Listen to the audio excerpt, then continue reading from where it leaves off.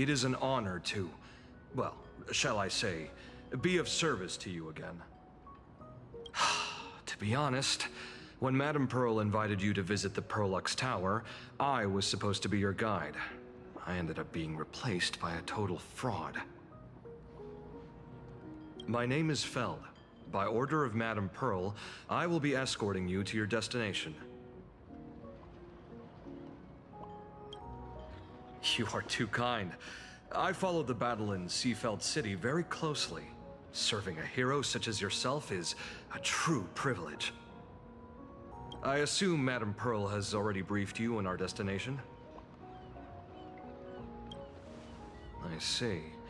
It so happens that Madame Pearl is tied up with an unforeseen event, so allow me to brief you in her stead. The destination of our boat journey is a hotel known as Inkford Hermitage. It is situated at the end of a Dovebrook tributary that ultimately flows into the sea. It is one of the points where the world in canvas intersects with reality.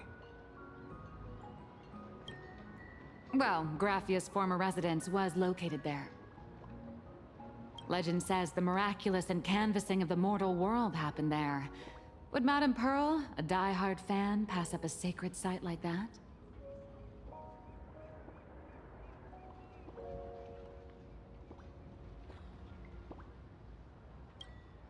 Word is that Madame Pearl just flicked her wrist, signed a check with an astronomical figure, and bought the whole plot of land. She also snatched up every single piece of Graffia's lost works she could find without bothering to verify their authenticity.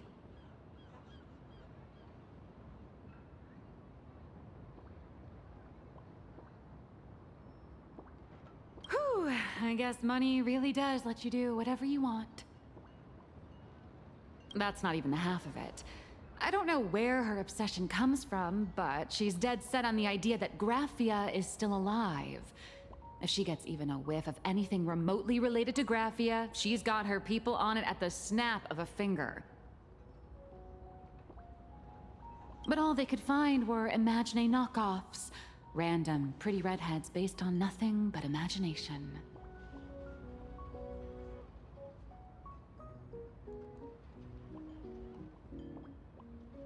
I bet her reaction went something like this.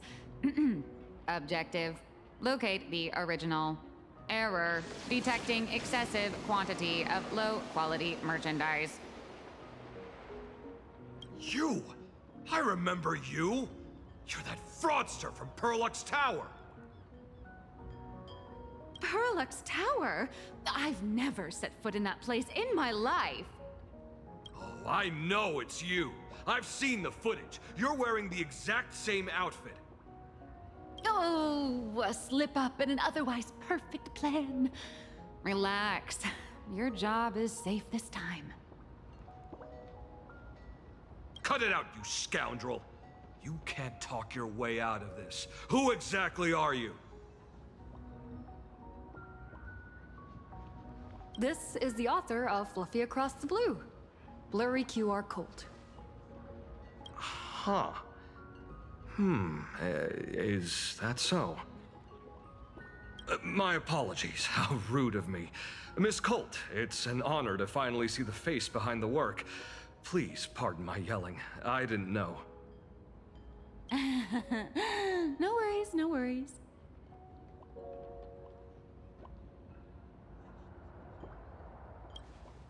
Well, yes. Would you believe it if I said I was going on vacation? Miss Blurry QR Colt, let's be clear. You are being transported under escort.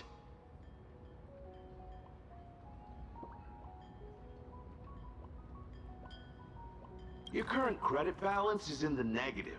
Madame Pearl has offered you a lifeline by asking you to complete the next volume of the Fluffy.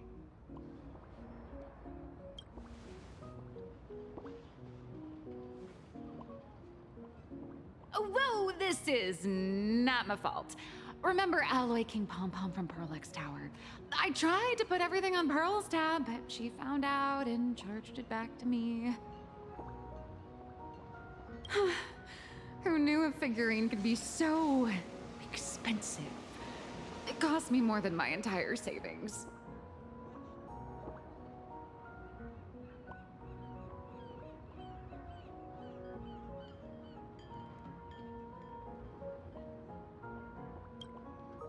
No way. It's obviously all Madame Pearl's fault. So you're escorting her to, shall we say, an intensive creative retreat? Correct. The objective is to deliver the manuscript and clear her debts. The estimated duration is 56 days.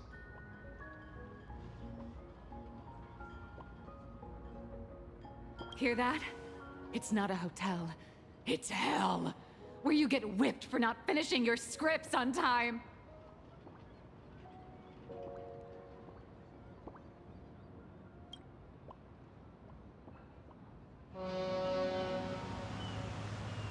The boat has arrived.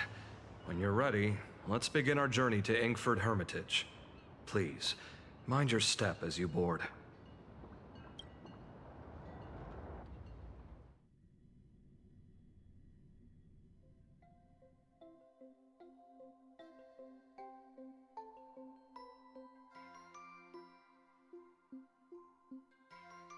We have arrived. This is the snowy shore of the canvas world, Inkford Hermitage. Are those Wispae floating on the water?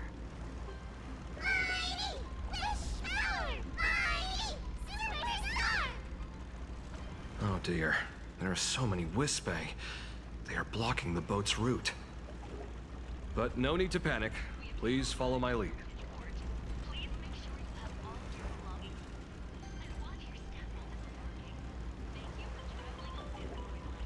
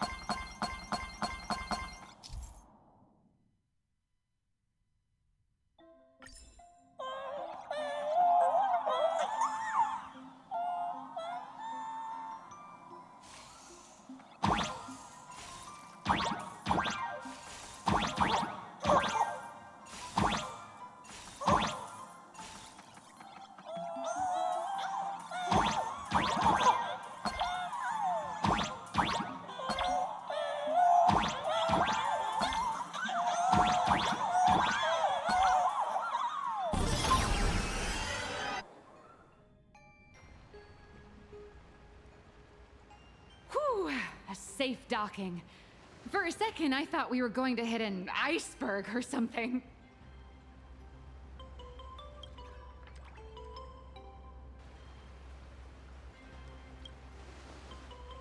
They probably sensed your wish power. You are the Phantasy Moon Games superstar, no?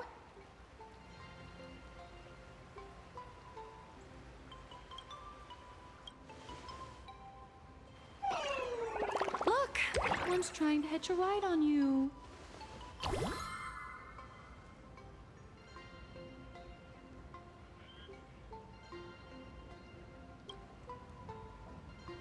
Must have been when we came ashore. Oh, what a devoted fan.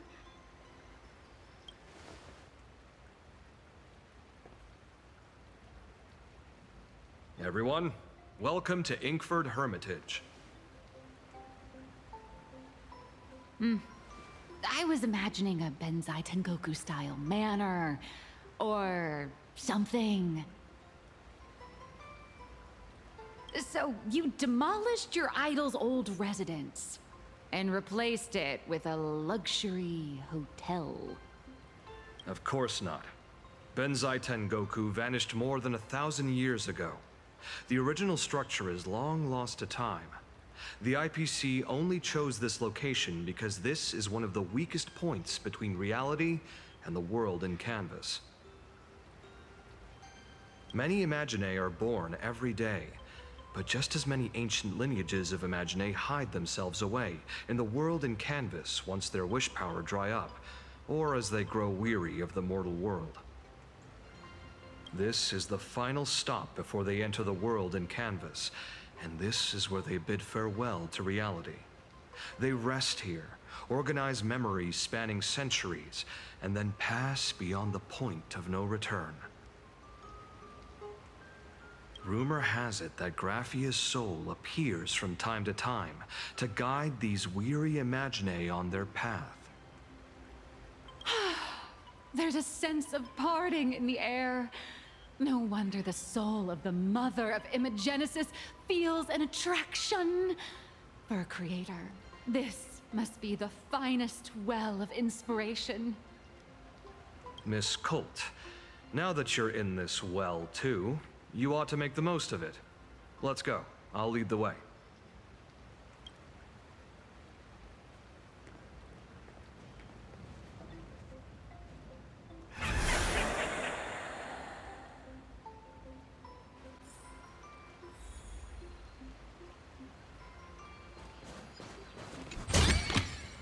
Is that all?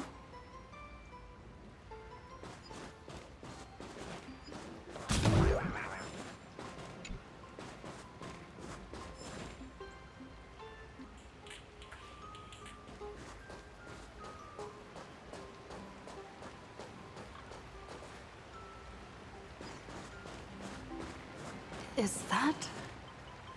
Ah, the golden tree in the distance. We call it Myriad Wish Grove. It's said that it shares the same lineage as the sacred trees on the floating island of Seafeld and the Phantas Moon courtyard. Before entering the canvas, the Imaginae go there to return their wishes, setting out unburdened.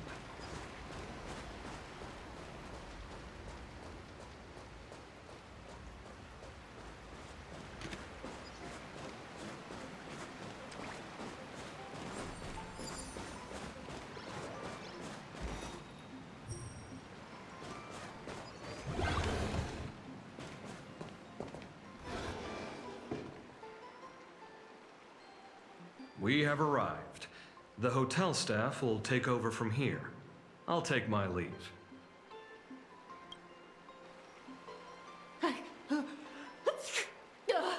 Oh, it's freezing. It's cold enough for a typical snowstorm mansion murder mystery. Anyone here? Here. Hello? Hello? Hello? Honored guests, my apologies for the late welcome.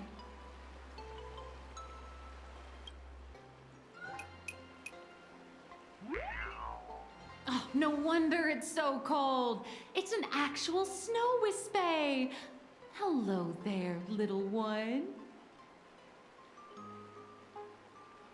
I am the lobby manager, Casper. You have a very high body temperature.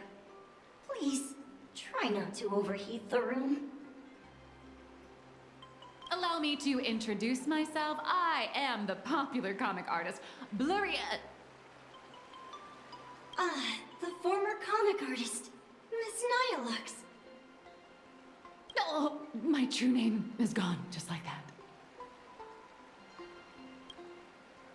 Oh wait, did you say former? The big shots upstairs gave me a heads up. You are now an asset of Perlux Corp. You'll be staying here until you finish your next volume. Every guest in this hotel is an Imaginae with quite a history. That Arcadian over there? That's a former superhero. Which one? Never heard of him. That one over there is one of the oldest strangelings. They're a former Kappa. These days, they work as the hot springs manager. A Kappa? Didn't that lineage of Imagine go extinct when the IPC first arrived? There are still a few survivors that slipped through the net. As for Casper myself, I am a former frost giant.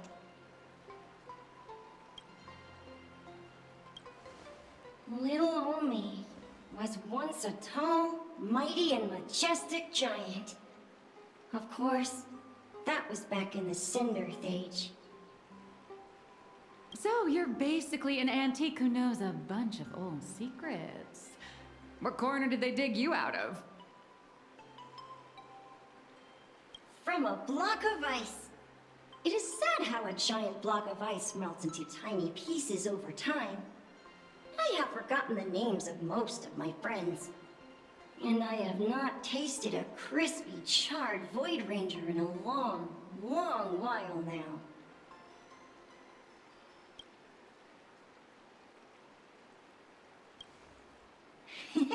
Indeed, another glittering nameless. Another? How's that? That is a secret. Sightings of Lady Graphia are as common as the snowflakes here. Ever since the news spread that her soul would reside at the hotel, all those Imagine who mimic her and the weirdos who insist they have a connection to her have flocked here. You see, they all claim they have some sort of connection to her, or hold some secret about her. I bet they're just trying to scam people out of wish power and credits. Just like all those people who swear they're AHA. You're not wrong. But whenever the higher-ups ask for a report, little old Casper here can always pad it out and hand over a long list of names. Nameless, good luck with your inquiries. Bye now.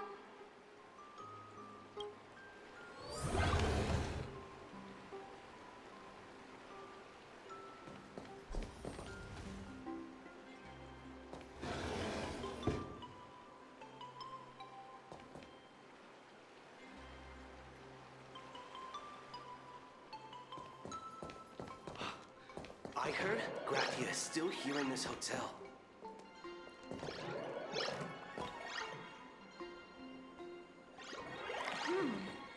Apparently. You can see me, and I shall hide no longer. Indeed, I am Graphia, the sovereign of all paintings, the source of all schools, the mother who birthed all Imagine. Unfortunately, my wish power is spent, and I can no longer weave my imagination arts. But you and I share a fate, with just a few wish bays to aid me. I am Graphia. If you're giving away wish bays, you should give them to me. No, I am Graphia. Does this red armor not make it obvious?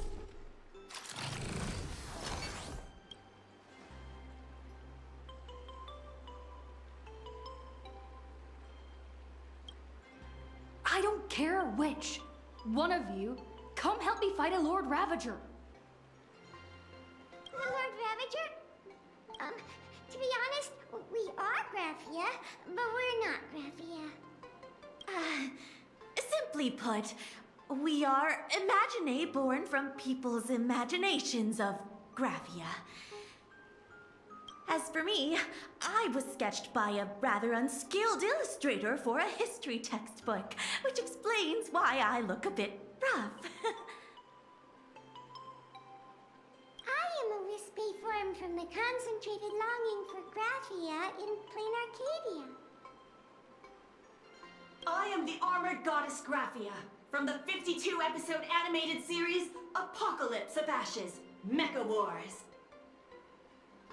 Care to witness my signature move? Dance of the Inkblade.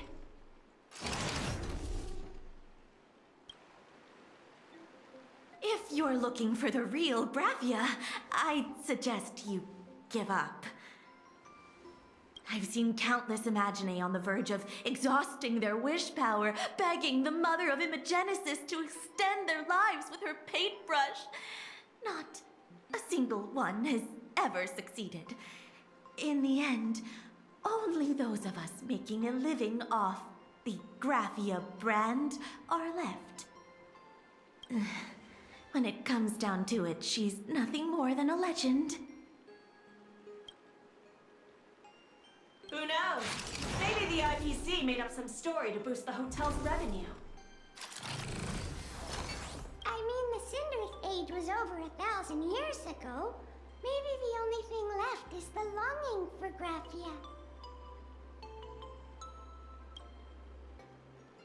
There's one very simple way.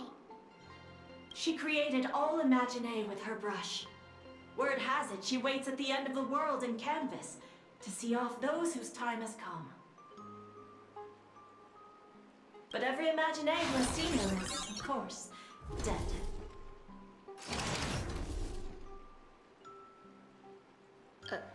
So dying is the only way, huh? These three aren't just fakes. They're also wackadoodles. As I suspected, finding Graphia was never going to be easy. Besides us, there are plenty of ancient Imaginae living here, ones that have long gone extinct elsewhere. Some even claim to be original works by Graphia herself. If you're serious about finding Graphia, you should try asking them. I heard Graphia is still here in this hotel.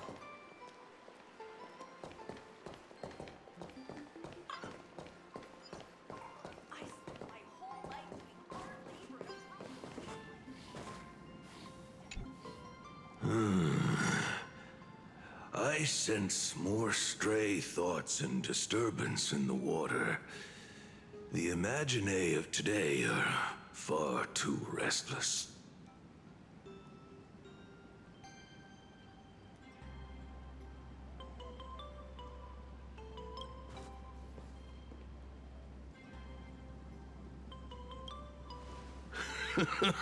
Yes. This old soul is just scraping by with what little talent I have left. The humans here call me Sudscour, a filthy name, but fitting for this frail and wretched form.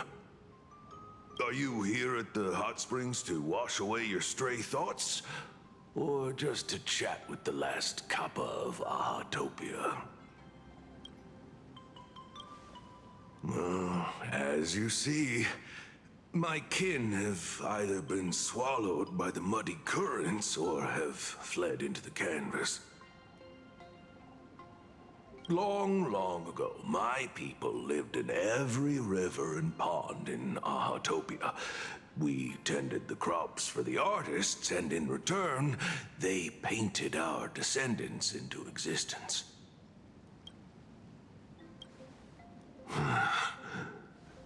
It is hard to leave one's homeland.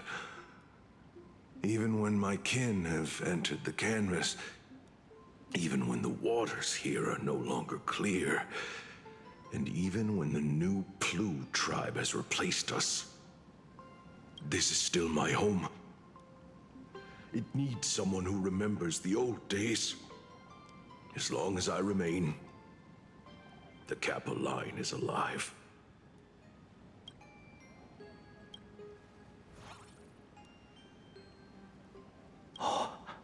Lady Graphia is the one who guided all Imaginae. Her name, shines like moonlight through my dimming memories.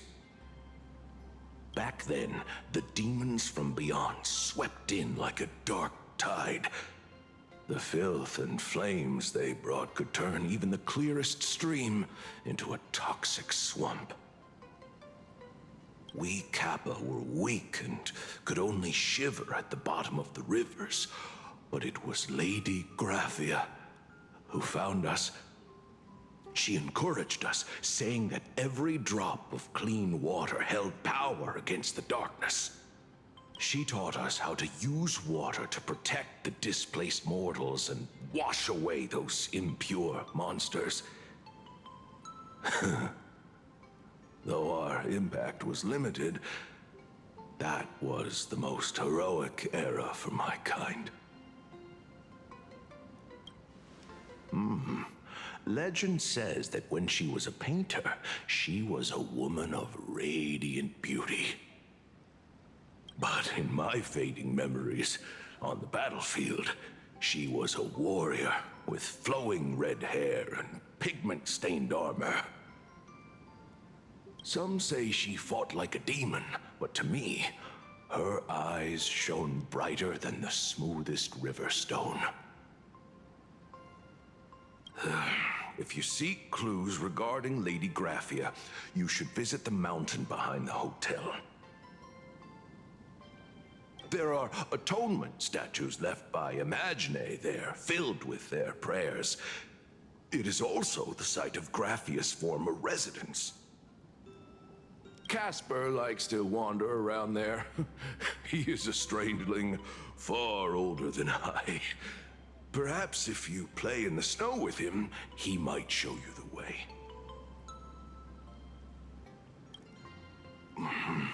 That is all I can tell you. After all, I am just a stubborn old Kappa, trying to keep this one pool of water a little cleaner.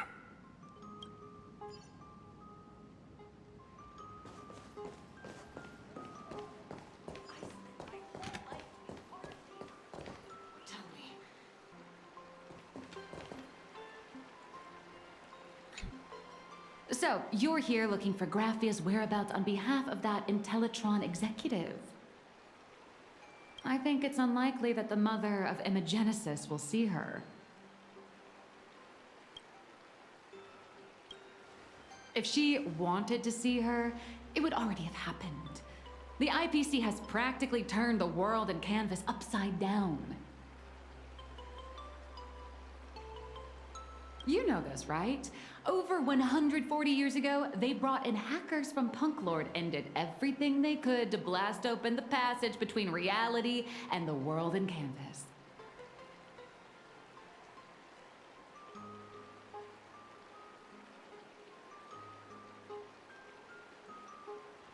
I think disturbing her world in canvas like that must have upset the mother of Imagenesis.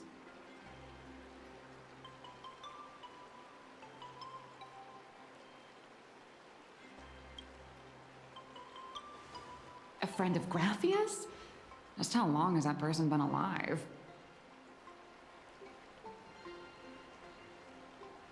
So that friend wanted you to find Graphia, but they didn't tell you how.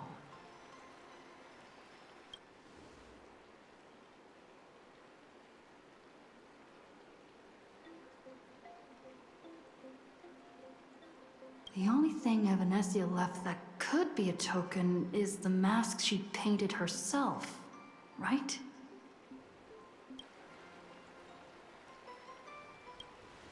Normally, I'd suggest you play that little snow puff ball for info.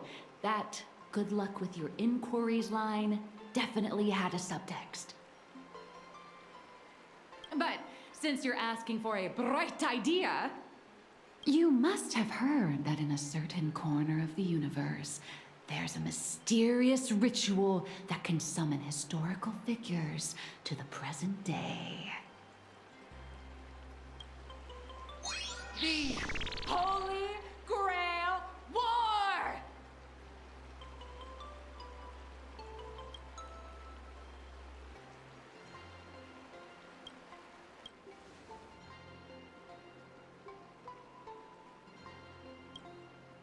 Oh, right! That was your big adventure in Penacony. Oh, how nice. I hope Plain Arcadia holds one too. Then I don't need to explain the method. First, we need a catalyst. Do you have Graphia's brush or palette? Doesn't look like it. No matter, Miss Kalt has got you covered. We use ley line resonance. This hotel is built on Graphia's former home. It still has a connection to her, like that vibrant golden tree.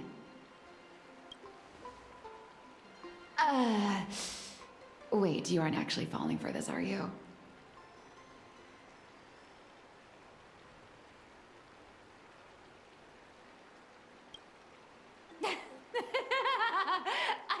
I was just kidding.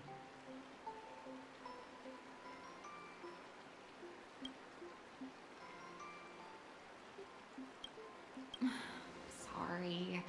I was just trying to lift the mood.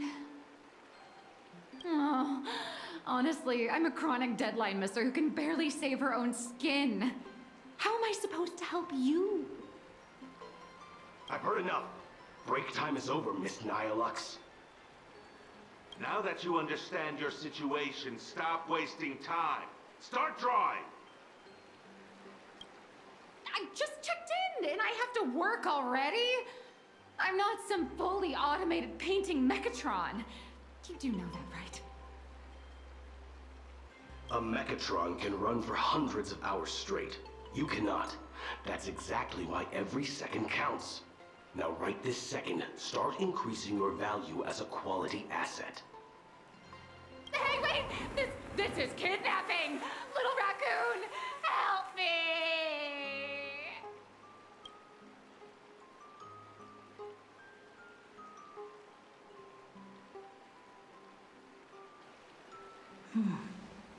Nihilux has a point. If that Casper guy is a survivor from the Sindarth age, maybe he really does know something. Anyway, I'll start by asking around here.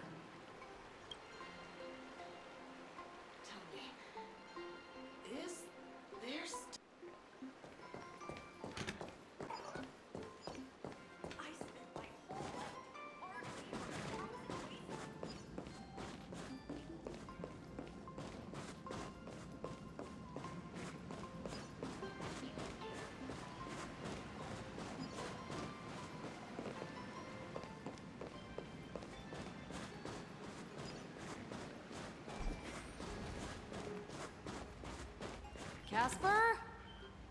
Are you there? Nope. I'm not.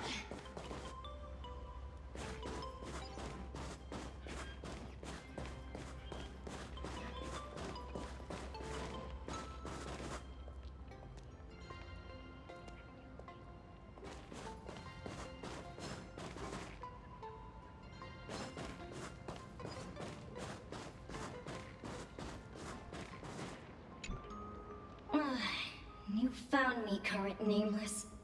I knew you'd come to ask about Lady Graphia. But if I try too hard to remember things from such a long, long time ago, my soft, squishy head starts to throb, and then I start melting. Drip, drop, drip, drop. So much of my memory feels like it's shrouded in a blizzard, and I can't see anything clearly. I'm sorry, but I don't think I can help you.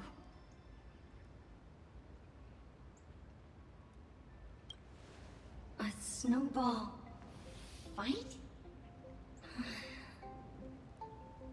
The game, the name, it feels so familiar. It feels like I had snowball fights every single day a long time ago. Shaping the snow into balls and flinging them at whatever strange intruders came barging in. Well then, come at me, Nameless. I'm a snowball fight veteran. I won't lose.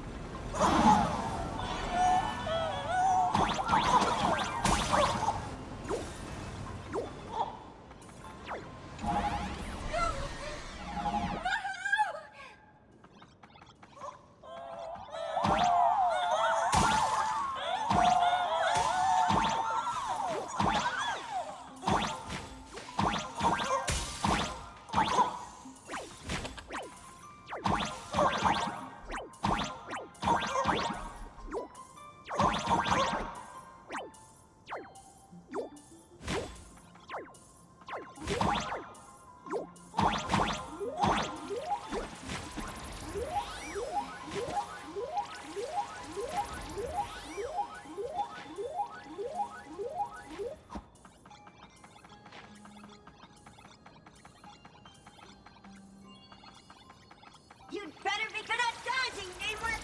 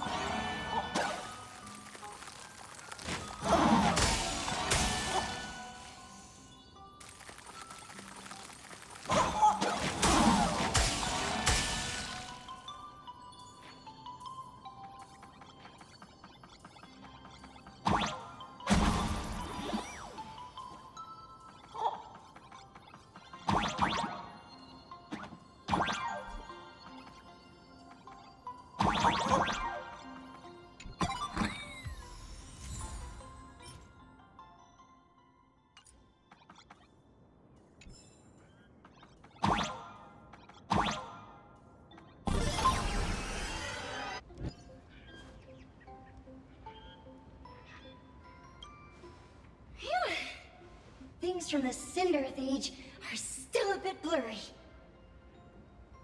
But I definitely met Lady Graphia. I had snowball fights with her.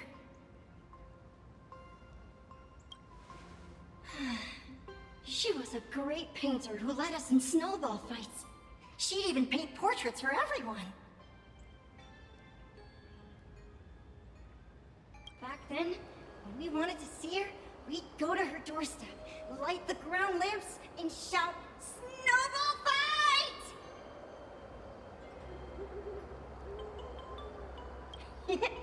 Then Lady Graphia would poke her head out of the window upstairs, unfurl the scroll, and whoosh! Slide right down into the snow. Then we'd have snowball fights against the Void Rangers together, under the giant moon. If we won, I got to swallow the Void Rangers whole. They were so crispy and tasty.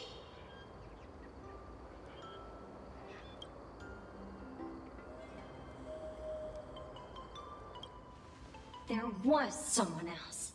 Just thinking about them makes my blood boil. He was a snowball fight master. I remember one time, 8 of us teamed up to challenge him. But that guy knocked us all down with his snowballs like it was nothing. All from so far away. 6 of my friends were lying on the ground, feeling beat. Losing the game got everyone so down that no one uttered a word. As for me, I think I got hit right in the neck. I saw my own giant body thaw down to the ground, and my chin felt ice cold. 8 People? In the Phantasmoon games? Perhaps Snowball Fight is a euphemism for the Sindarth Age Wars?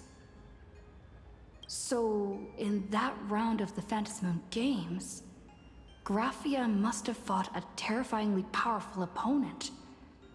It seems only she and Casper survived the fight.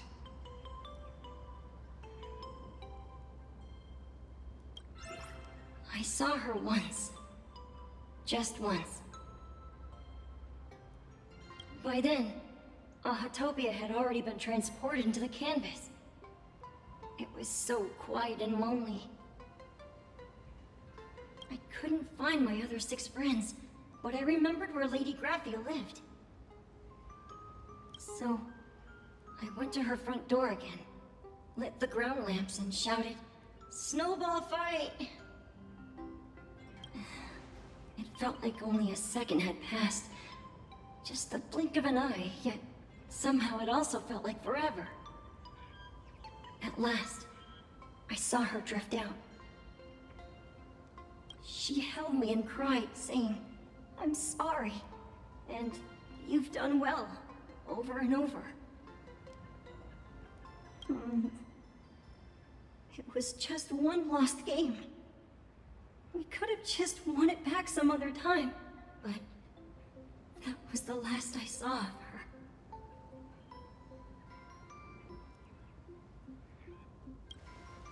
I only shared some memories of a snowball fight. If it helped you, Nameless, then I'm happy.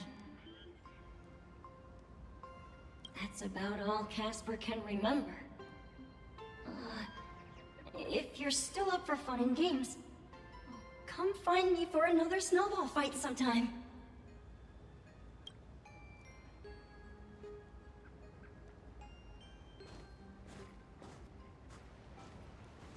So, to summarize, Casper likes to light the ground lamps and call for her near Graphia's old home. Now, where can I find those ground lamps?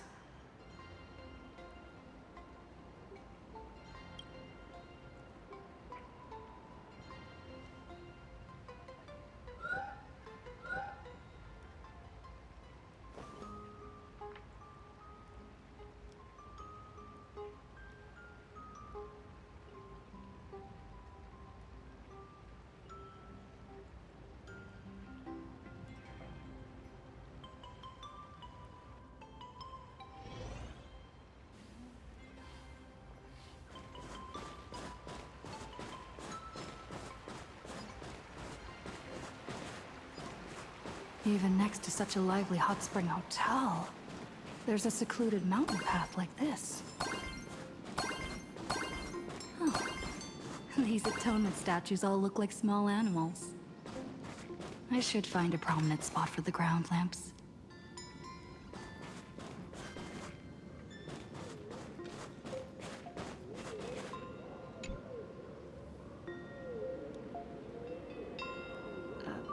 These two little lamps don't look reliable at all. Whatever. It's not like I have any other way.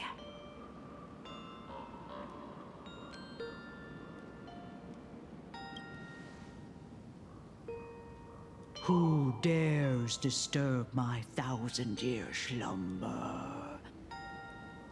Not only will I refuse to grant you 3 wishes, I shall also lock you in my canvas to suffer in my stead!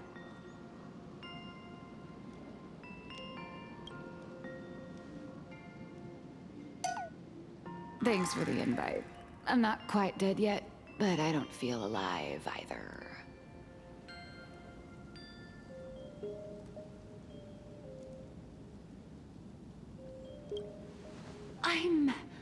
I'm testing the deadline. I snuck out.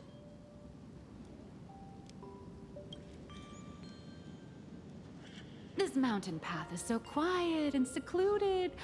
Ooh, what a great spot for a night stroll. Listening to the calming sound of the springs. Who knows? Maybe my inspiration will flow again like these waters.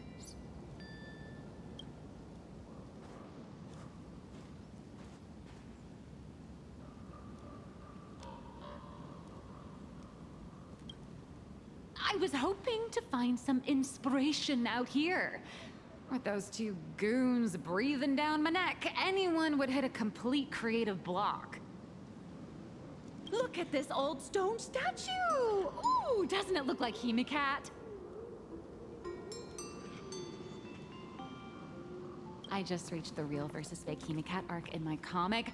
Let me pay my respects. Maybe Graphia will bless me with enlightenment.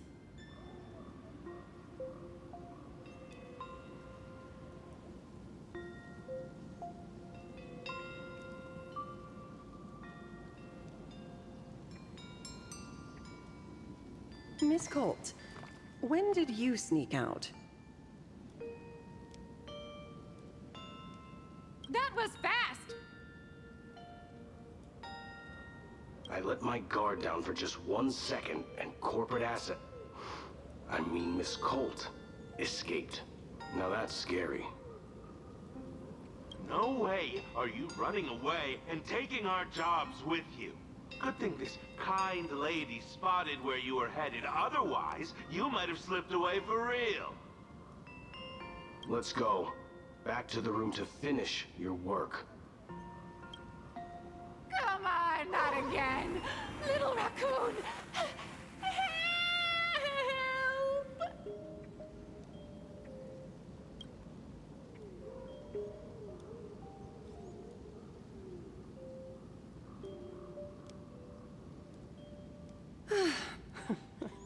Being an artist sure is grueling. I remember being held in a room and watched by 6 or 7 people too. I wasn't allowed to leave until I finished painting either.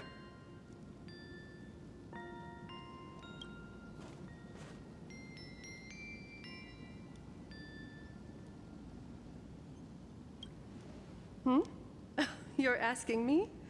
Weren't you the one searching so desperately for me?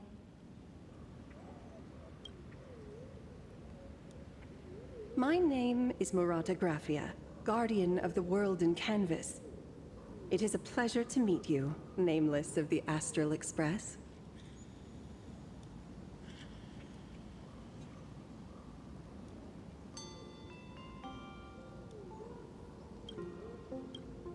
You're saying you are Graphia? Huh. She really does look a lot like Himiko.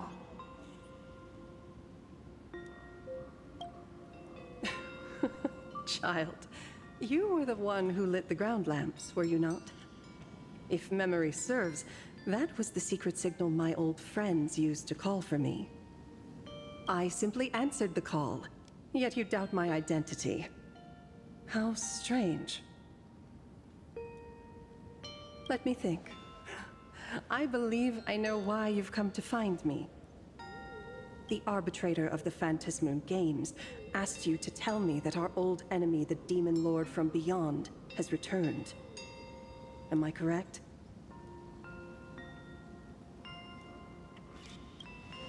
Since Ahatopia's in canvassing, Evanesia and I agreed to guard reality and the world in canvas separately, never to meet again.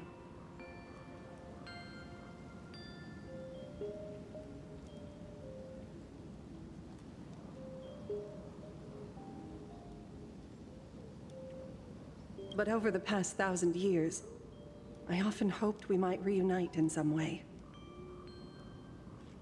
Who would have thought, when word of her finally reached me again, there'd be no warm greetings, but instead only an impending crisis.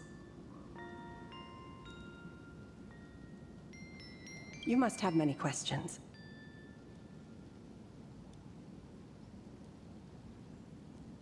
My, you certainly have a lot of questions. But before I enlighten you, during the Cinderth Age, that demon lord from beyond once took the form of a friend to infiltrate the Resistance, causing catastrophic casualties. I must confirm your identity, Nameless. Do you carry a token from Evanesia?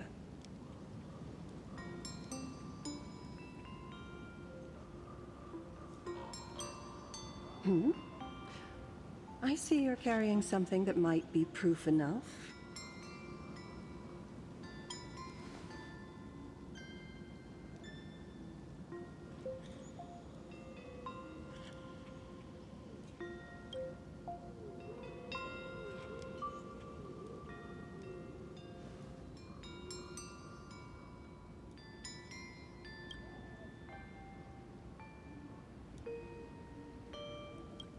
The secrets you seek are many and tangled. Perhaps I should start by telling you a story. 1,000 years ago, the legions of the demons from beyond descended upon Ahatopia, marking the beginning of the Cinderth Age. For the destruction, taking a life is easier than brushing aside a feather. Among the countless victims, a baby girl was saved by a painter from the brink of death. He took her in as his daughter and named her Graphia. To protect his daughter, the painter kept her confined to their home. While the fires of disaster swept across the land, Graphia lived in seclusion.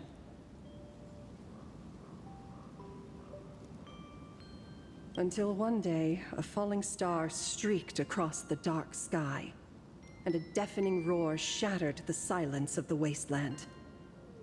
Unable to contain her curiosity, the young girl slipped out of the house to follow the sound. And so she saw it. Beneath the cold Phantas moon, a tower of infinity stood on the mountain range at the edge of the horizon.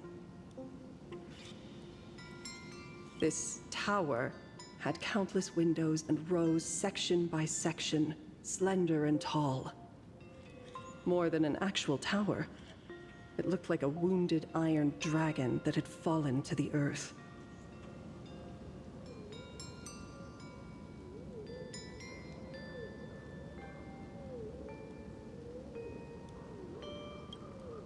Indeed. That tower, which stood only for a moment, was the crashed Astral Express. And Graphia's family name, Murata, came from the wondrous sight she saw.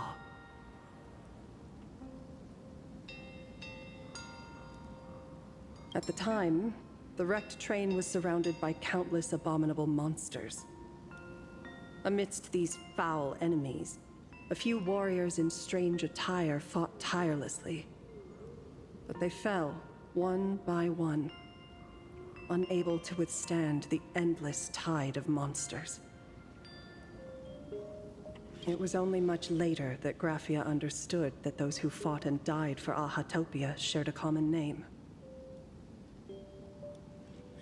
The Nameless, who walked the path of the Trailblaze.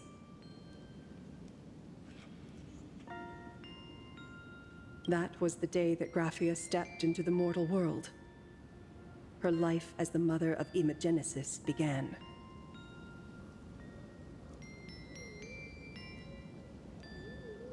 In a long, drawn-out war, fought at a severe disadvantage, she was forced to seek the aid of the Phantas Moon Games, attempting to use the mighty power of an Ionic ritual to lock the terrifying demon lord from beyond within a limited battlefield. This was also the first time in the history of the Phantas Moon Games that the 8 supplicants joined forces to confront a powerful enemy from beyond, the Lord Ravager, Asat Pramad. She lost. Graphia did not win the Phantas Moon Games, nor did she manage to kill Asat Pramad. In the final days of the Cinderth Age, she gathered every ounce of wish power to paint the world into a scroll. Using herself as a nail to steady the canvas, she sealed the Lord Ravager outside.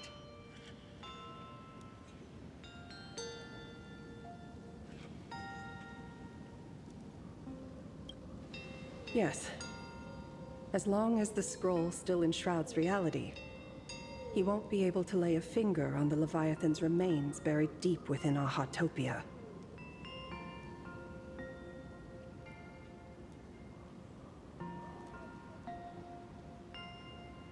The story is over. I have received Evanesia's message. I also have a token I'd like you to give her. Please, let us journey together to the other side. So, are we leaving right now?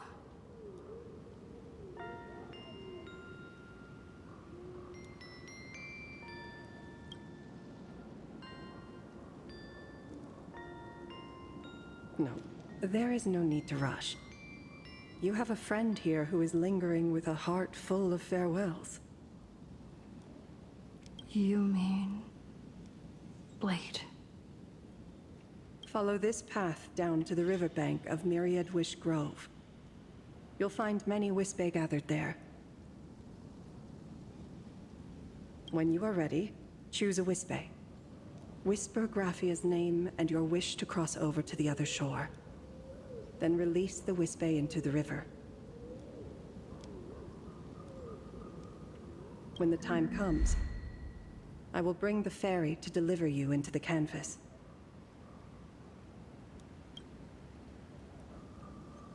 Graphia vanished?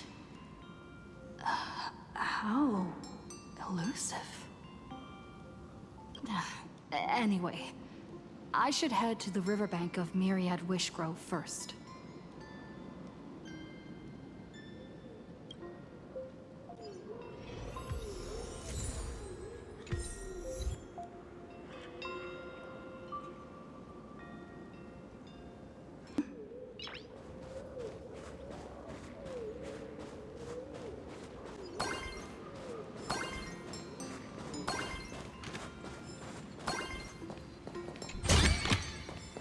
Good.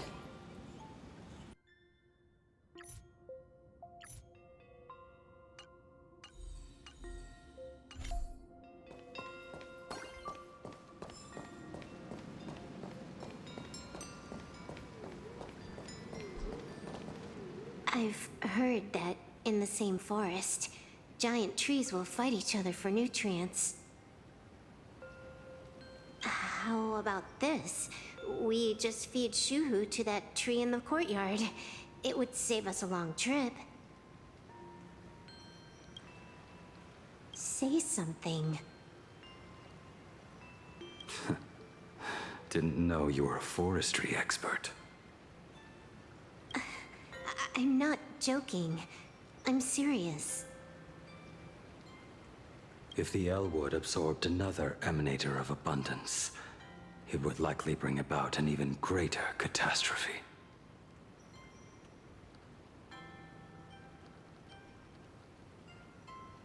Right now, there is no other option besides the Veracity Husk.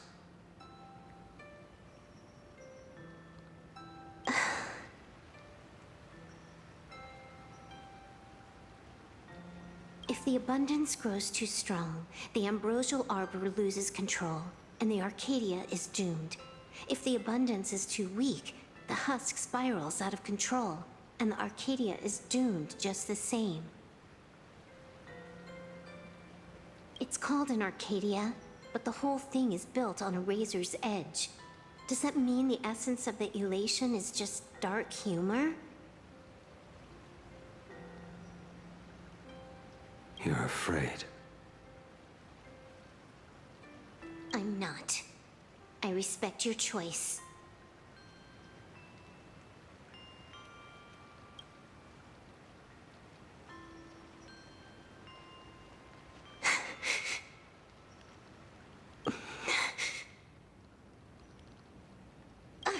Fine.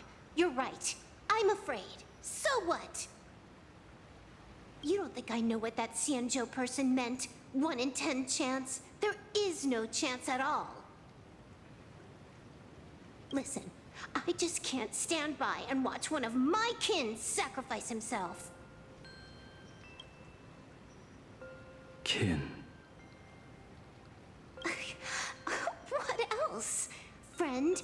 Colleague? Playmate? The guy who carries my bags when we go shopping?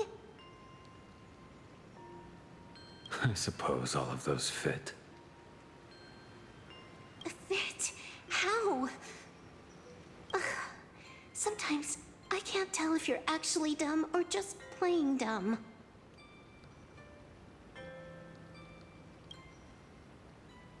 I hear you. Just assume it's the former. simpler that way. My mind is made up. You should understand. Misplaced emotions will only cause the mission to fail. You really are just plain dumb. To be honest, I'm the same way. If I could see Firefly cured of her illness, Kafka finally finding the heart she's looking for, and that girl reclaiming her future.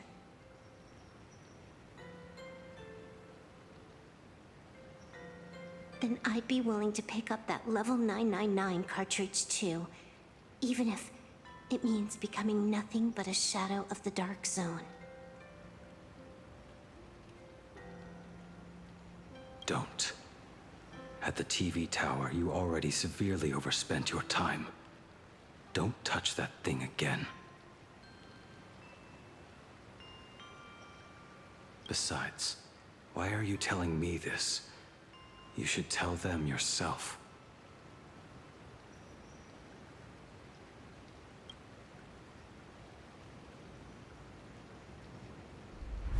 Because just like you, I'm a total, stuck-up softie. Happy now?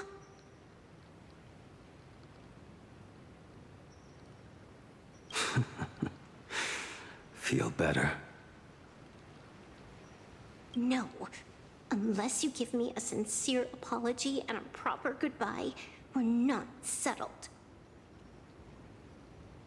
Not settled. Fair enough. Whether as Ying Xing or as Blade, my journey has reached its end. Before the final verdict, I should say a proper goodbye to my kin.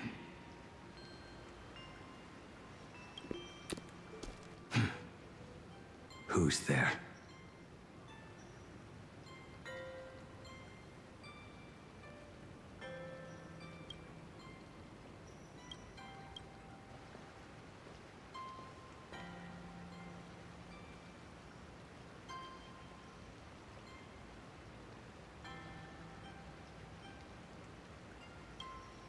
Next time, it'd be better if you didn't try to sneak up on us like that.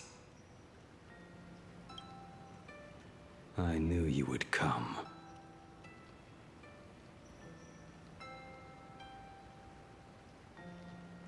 I met the legendary Graphia. She told me a way to enter the world in canvas. If we simply chant her name and release a Wispe into the river, she'll come to ferry us. A legend from 1,000 years ago. And she's actually still alive? It really makes sense. After all, you two are practically the same age. Knowing that gives me a bit more hope that you can actually make it back. Then let's begin.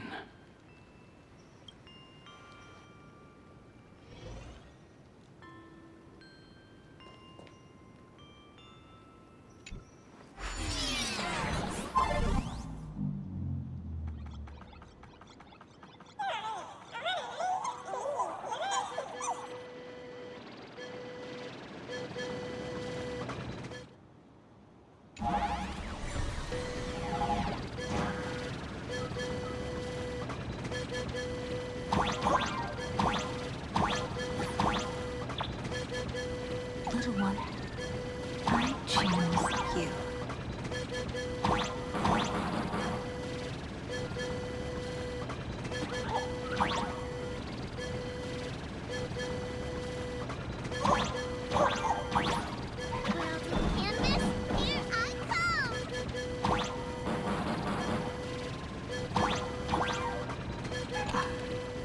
That should do it, right?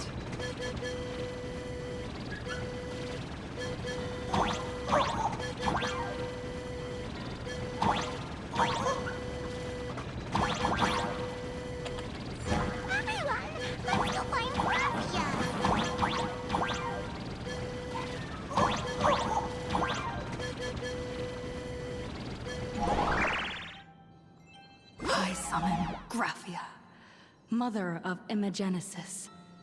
May she come forth and deliver us into the world in canvas. No Wispe were harmed in the making of this operation.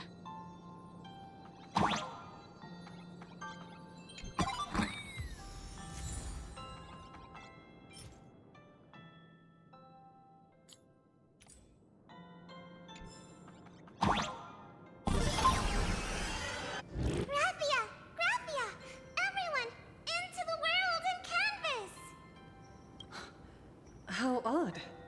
This time, the visitors actually know of my existence.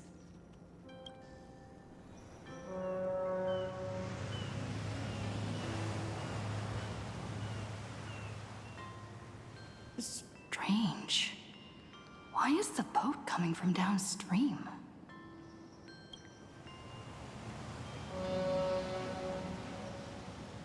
I heard your call, and have come by boat to guide you across. Greetings, travelers who seek to leave the mortal world behind. It is a pleasure to meet you. Oh?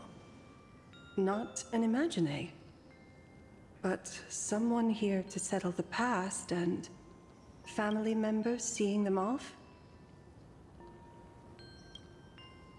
I guess so. The power of abundance. What a nostalgic scent. There is something terrifying slumbering within you. I've heard that something lies at the end of the world in canvas with the power to suppress it.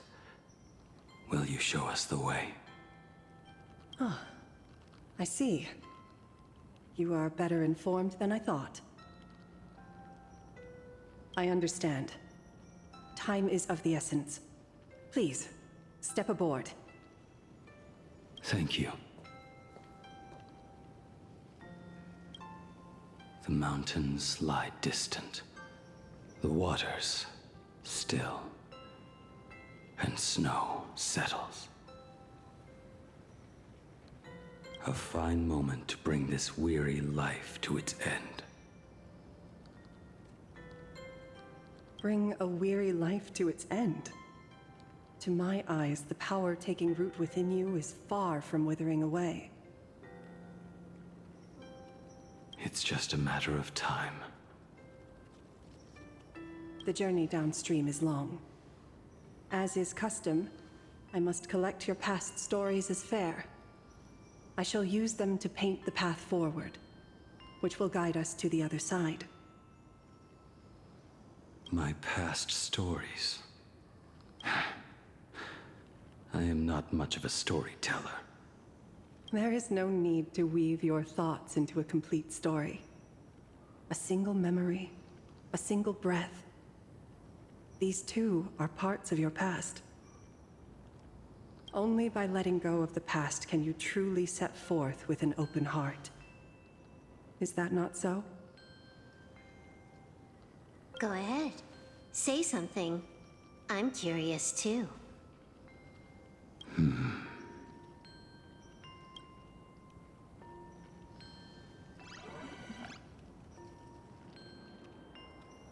Then, I shall begin with that lone island of Insumosu.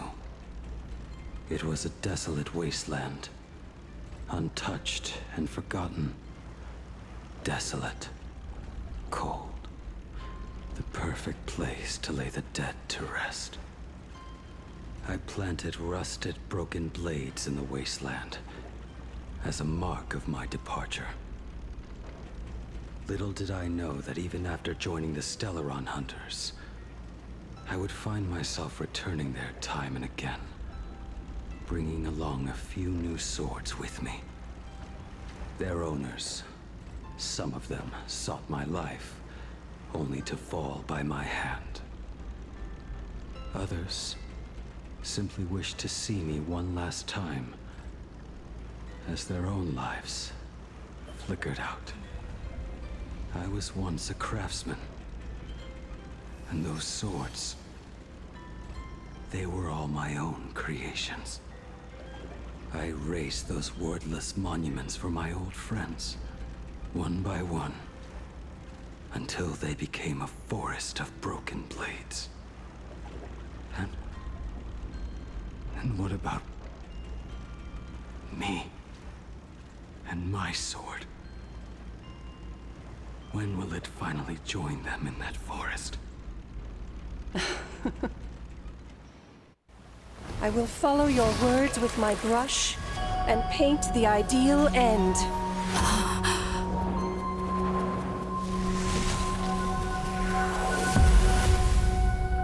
Sword barrier. We've reached the shore you've been seeking. What is this place?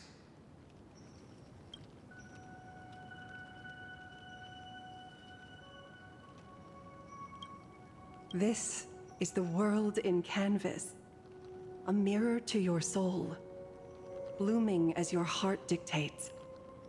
May this meadow be everything you wished for. Superb artistry. And yet, I thought you would paint the desolation within me instead.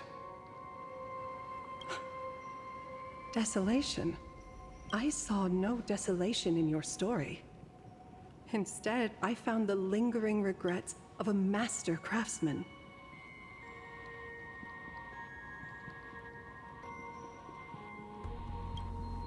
The fire that tempers black steel and shapes 100 blades does not burn upon the forge or anvil. It burns within your heart. That spark within you has yet to fade. It is why this plane has chosen to bloom into flowers.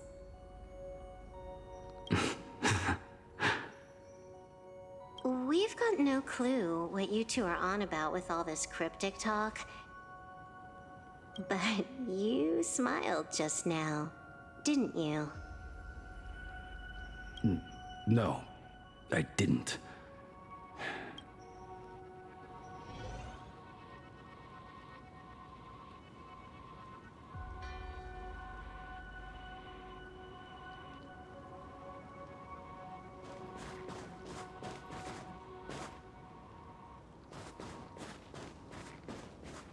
He finally smiled. I'm actually the one who can't even smile. This sucks.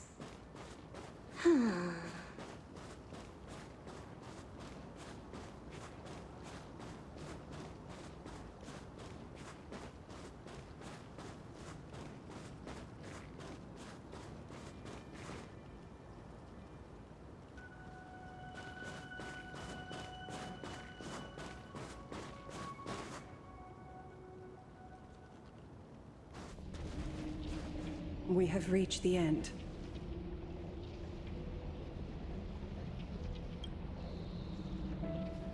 That blue maw. So, this is it. Correct. Driven by the buried secrets of Ahatopia, you have come seeking liberation. And now, I have shown you the silhouette of the beast's maw. If you should find a way to get out, I ask that you swear to keep this secret.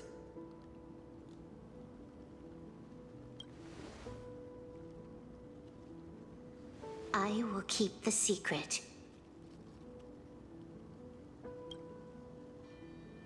That blue maw, can it truly consume the abundance?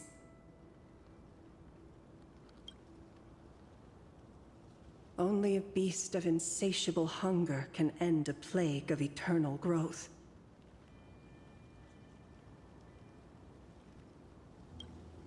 I have stood watch in this realm for a millennium, beholding the eternal conflict where the veracity and the abundance remain locked in strife.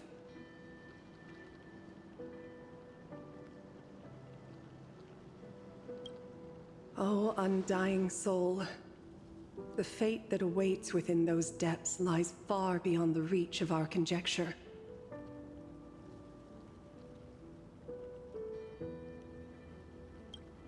Perhaps you will vanish into nothingness in a mere heartbeat. Or perhaps you will endure a millennium of gnawing, constantly regenerating only to suffer once more, with liberation remaining an elusive dream.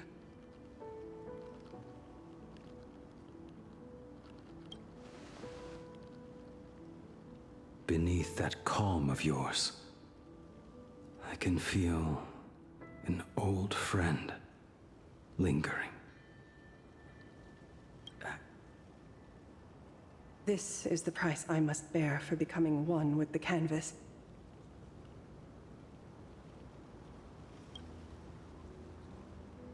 You're telling me if he leaps, he has to stay down there and be torn apart for ages?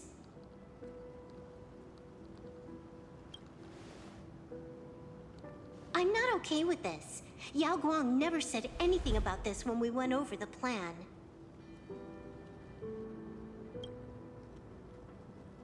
I have lived for nearly a millennium. I stopped wishing for a swift end a long time ago. If the Leviathan does not consume me utterly, then I am still alive. And until that moment comes, I will pin Shuhu to the anvil and swing my hammer once, twice, and again, and again.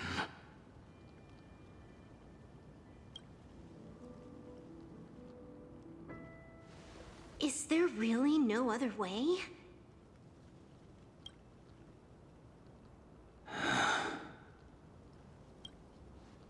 Silverwolf. I was never one for sentiment. I'll only say this. In my past life as a smith, I made it a point to forge something for those friends I found tolerable. But ever since I joined the Stellaron Hunters... Oh right, I get it. You want me to go back and take apart that box Kafka uses as a footrest, right?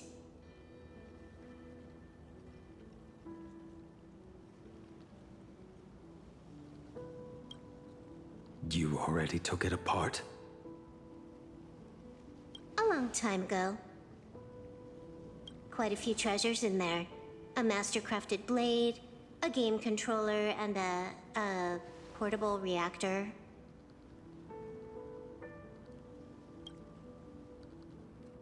That's the armor core, reforged from the remains of the Glamoth Queen.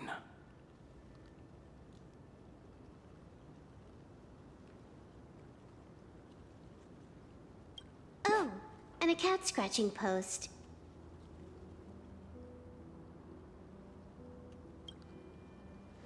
When did you find out about these items? You? You mean we. We all found out. Think you hit it that well? Please, give me a break. We're a pro team, you know.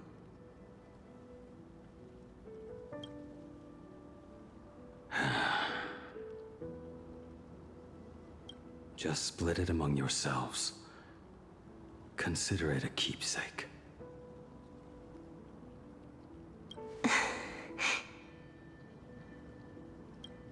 Kafka should be the one saying this, but...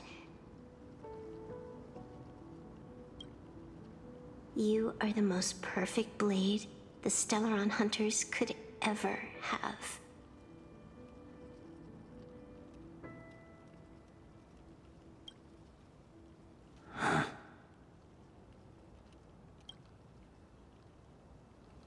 Just a broken blade. That is all.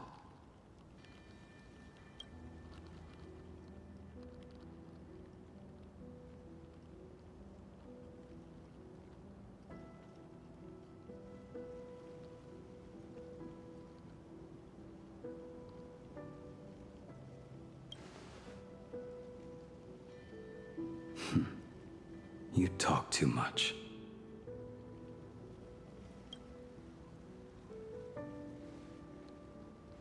Before you go, you have something to say to her, too, right? To me?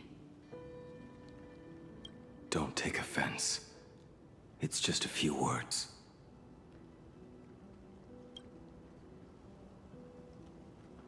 Before joining the Stellaron Hunters, I once lost myself.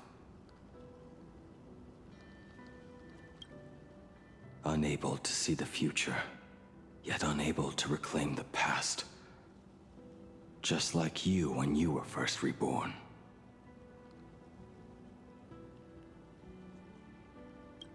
Whether we chose this path, or were forced onto it.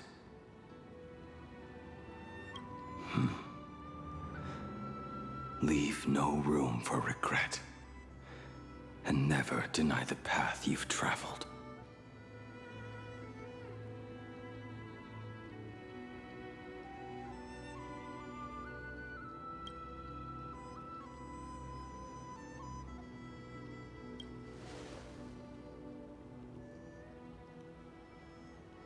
We use the script to interfere with the future.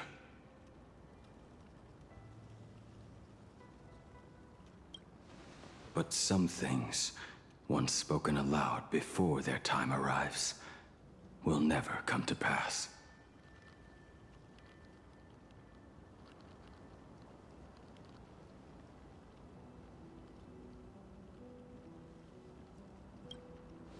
So, I must head into this unscripted path alone, to witness that final, solitary truth for myself.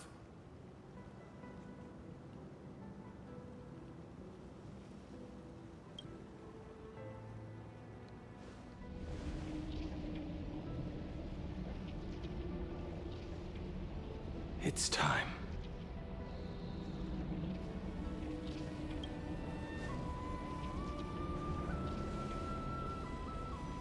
Do you still remember that passphrase?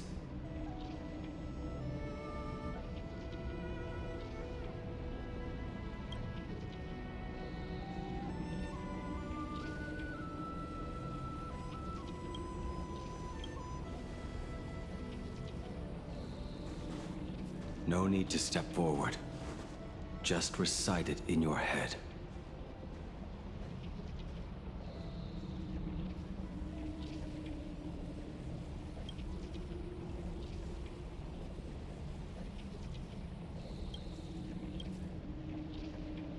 Three of a kind. Two pair.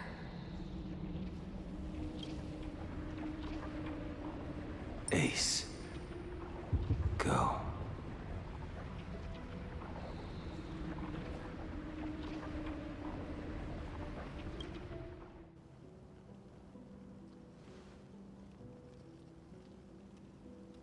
Farewell.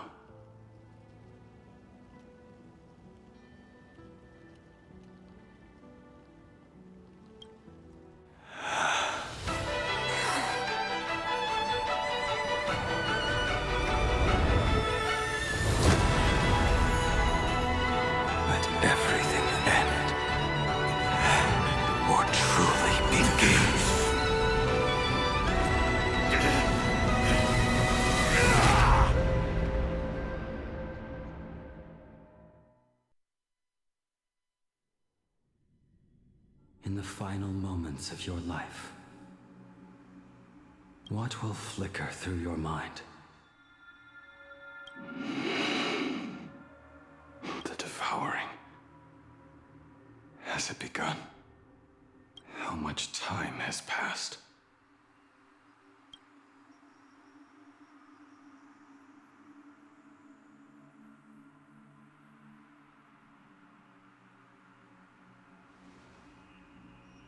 Sea of clouds. Ambrosial arbor.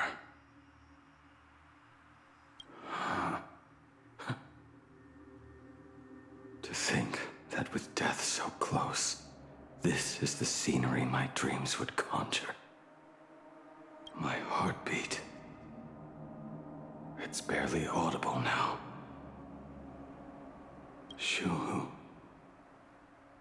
Are you still alive? Am I still alive? Finally woke up, Yingxing? Master. I am sorry. You have the wrong person. I am not Yingxing.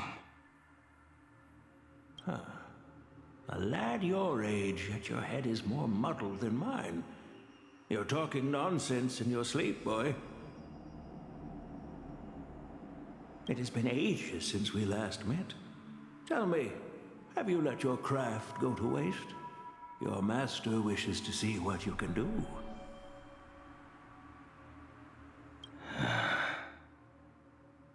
Not a sweet dream of toasts and laughter, nor a nightmare of clashing steel. Instead, it is a dream of returning to the very beginning, to confess my sins before the master who taught me everything.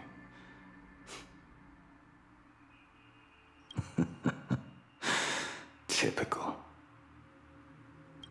This is a standard issue sword I forged for the Cloud Knights, back when I first began my training.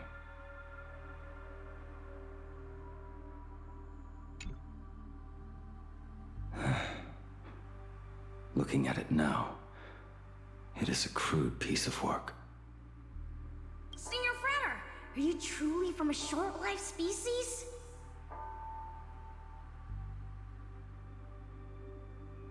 Why do you ask? I mean, no offense. I just wondered, why would you come all the way to this Yanzhou to learn the craft?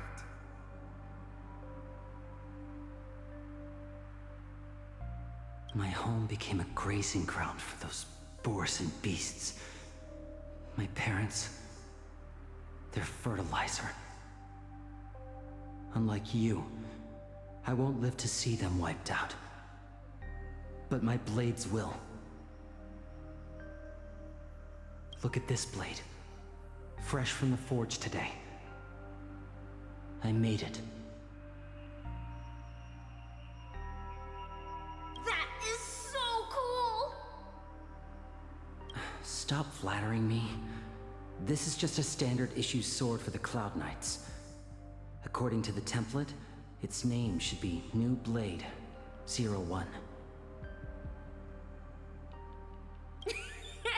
Senior Frater, how could you so thoughtlessly name your own creation? The very first assignment Elder Huayan gave his disciples is, what defines a blade? He always says a name carries the weapon's destiny.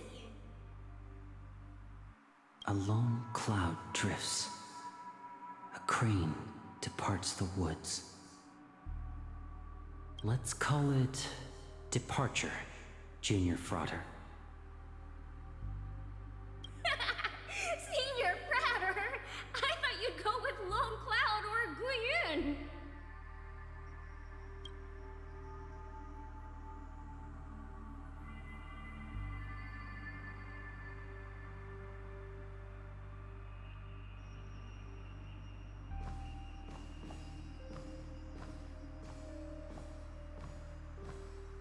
Bai Hung. And that bow I forged for her.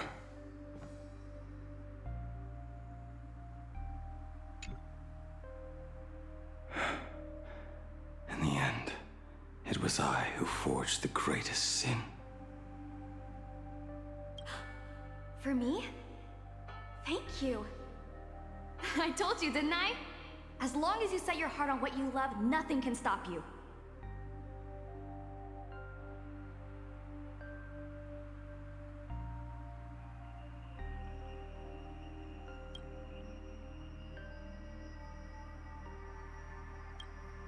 Hey, did you give this bow a name? I named this bow Lure after a mythical steed from the primeval Imperium. Legend says it was one of the Emperor's finest mounts, a divine beast that could tread over any chasm and lead its master back from the brink of death. How did you get so off track? Why pick a name meant for a horse?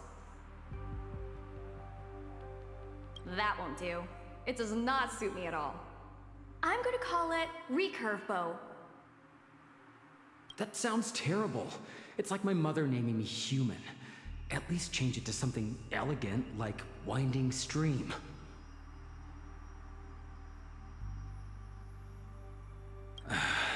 Fine. Have it your way. Look at you! Skilled with both the pen and the sword. You really should not be trapped in this flame wheel forge for the rest of your life. Hey, perfect timing! I have a few friends getting together on the Lafu. Wanna come along? Staying in a single place your whole life. That won't do.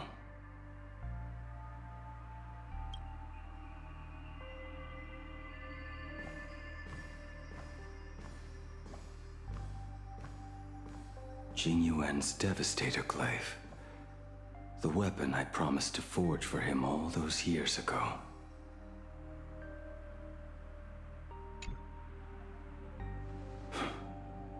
Old friends have drifted across the stars, but he remains. A genius. I suppose Master Jing Li's swordplay should be no trouble for you then.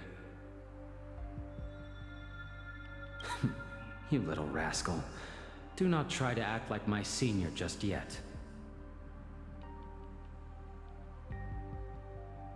I am from a short-life species. Xianzhou's swordplay takes hundreds, even thousands of years to master. I simply do not have the time. I heard your bold claim. I'd rather leave this world in a blaze than live until the end of time. It seems you think little of us Xianzhou people, then?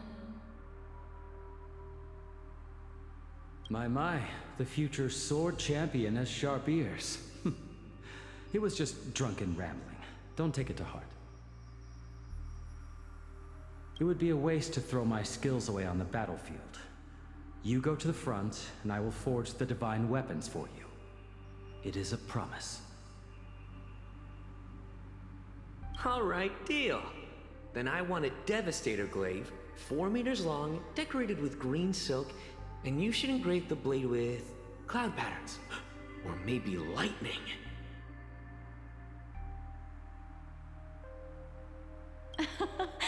Wait until you have grown a bit taller. Then it is settled. When the time comes, you shall arm each of us with a weapon of our own. Let us face the fires of war in your place, and handle all that tedious business on your behalf. Come, friends, drink up.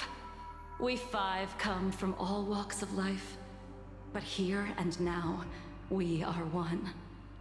Together, we shall bring glory to the Xianzhou, and peace to all who dwell beneath the stars.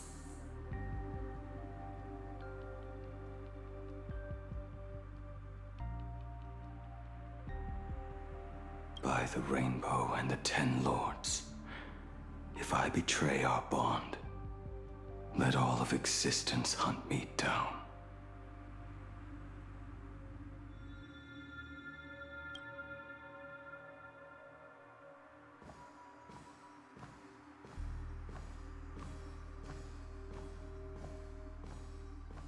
The prosthetic arm and sword staff from Mr. La Mancha were works created by my master and me.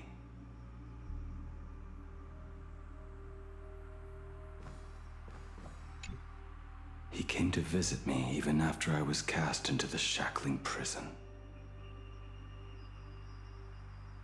Yingqing. No. Yingqing. How did you end up like this?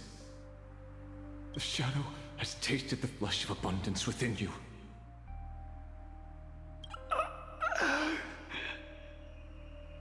You cannot even speak anymore. Yingqing, look at me. Lift your head. It was only thanks to you and your master that the shadow of veracity was sealed. I owe you both a debt of gratitude.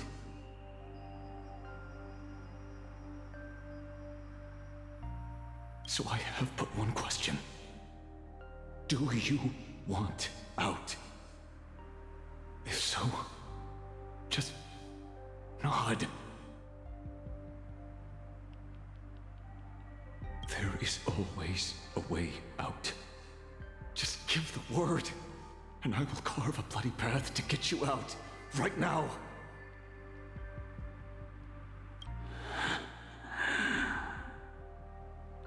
There is no need.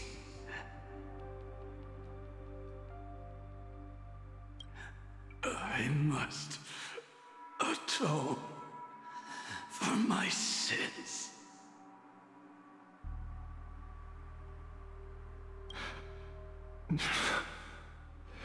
Perhaps if I had taken you away from Flamewheel Forge back then,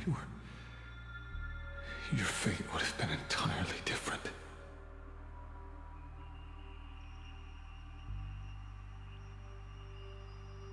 I respect your choice, just as I did all those years ago. Pity. So much in this world does not go as we wish.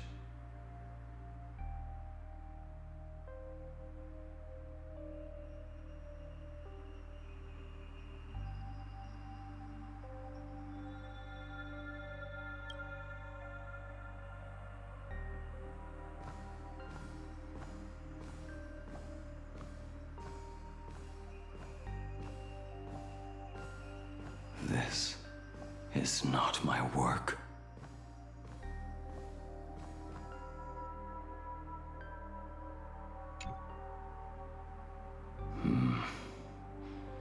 This was where my life as Blade began.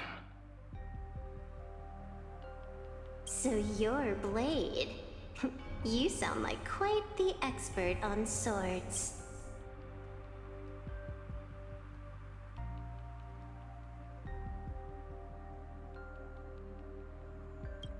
Oh, good timing. What do you make of the sword she's carrying? The blade itself is fine, but the technique is wrong. Swordsmanship is no song and dance. Power starts at the feet. Only when the eyes and mind follow through will the strike land.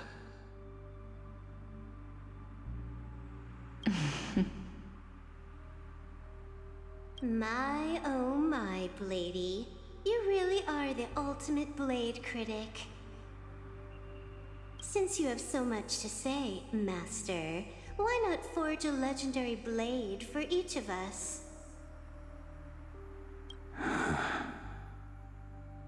I put down the hammer a long time ago. My hands cannot do what my mind wants anymore.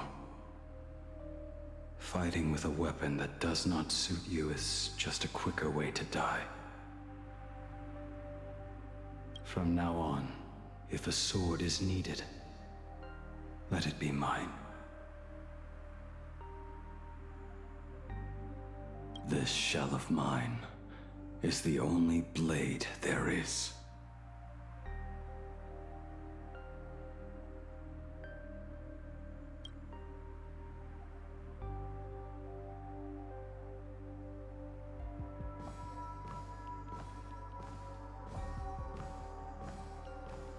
A weapon given by Ying Xing to an old friend.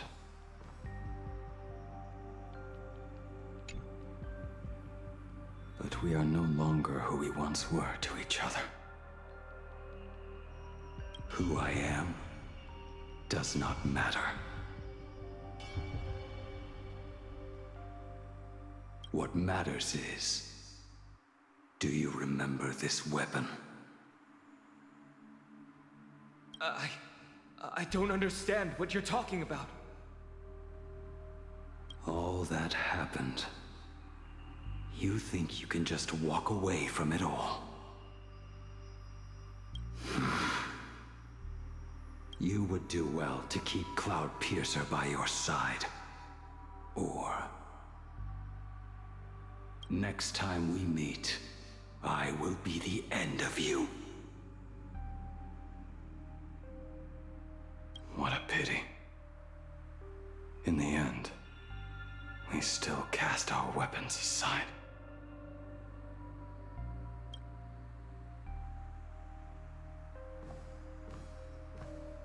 Apprentice, come here. Finally.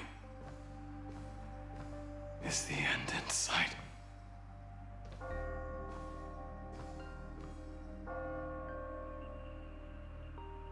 I am here, Master.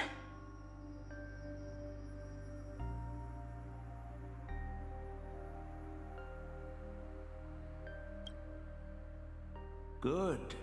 I have waited a long time for you. You have seen every blade I have forged in this life. Fine work. Somewhat flawed, perhaps, but their edge is undeniable. The marks of a true master. Gazing upon the weapons I forged in days past, I can only feel a surge of endless regret. The hammer falls and cannot be undone, yet I have spent my life taking one wrong step after another.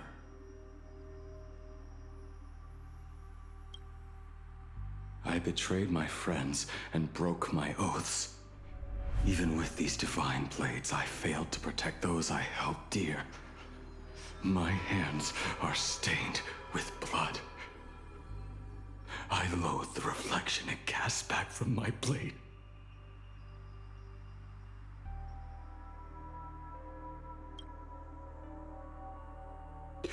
But what weighs heaviest on my soul is the debt I owe you, Master. In this life, I fear I will never have the chance to repay it.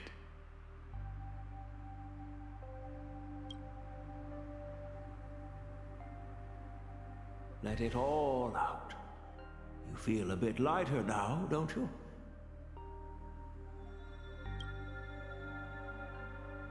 But isn't there one last piece you've yet to show me?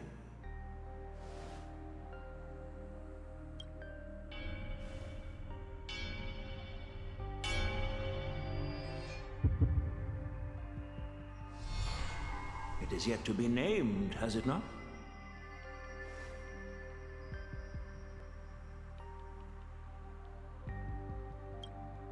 That is a mere scrap from the forging of Shard's sword.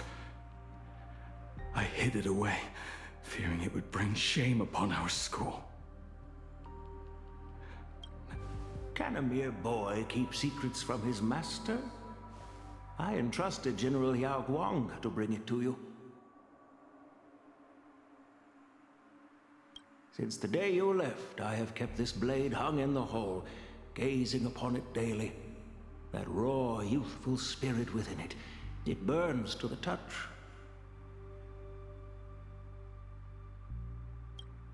It is the same light that shone in your eyes the day you bowed to me.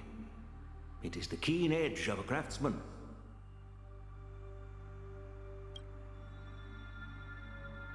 I am but rusted scrap now. My light has long since faded. This is where I belong.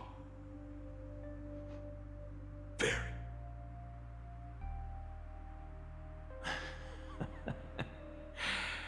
Crushed ore, old materials, rusted iron. As craftsmen, we spend our entire lives in such company. Waste not the bounty of the world, but perfect it through craft. To take what is useless, to take every failed scrap and forge it anew. Isn't that our very mission as craftsmen?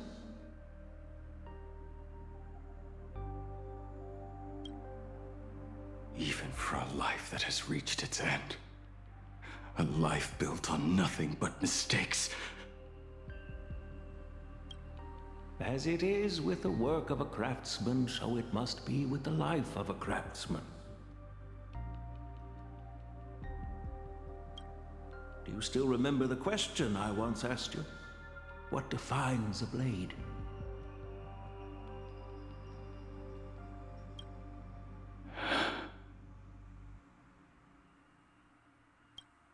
The answer already lies within you. Go now, and forge it anew.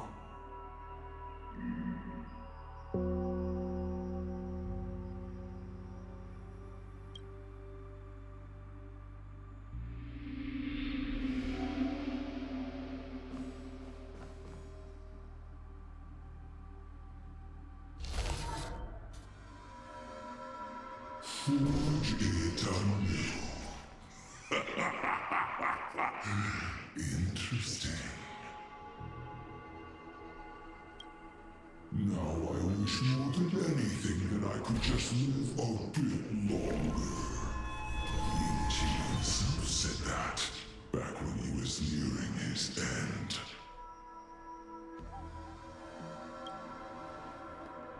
Shoo. You fought me all this time and leapt into the Leviathan's maw. Nothing more than a bit to drag me down with you. A pity, truly. For so long as a single soul in this vast world prays for abundance, I shall return to bestow my grace.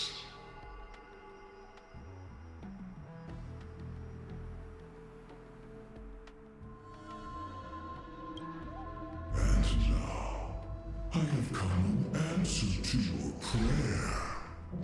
Within the Leviathan's maw, I shall grant you 1,000 years of agony, as your flesh will be remade, only to be devoured again and again. You shall find no release.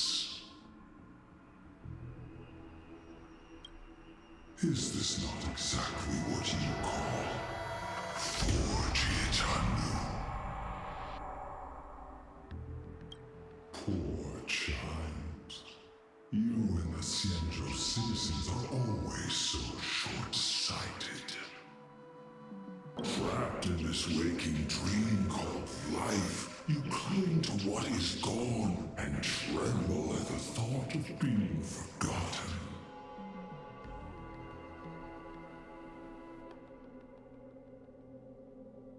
Yet when I come to carve through your flesh and awaken your minds, you spurn my beautiful gift.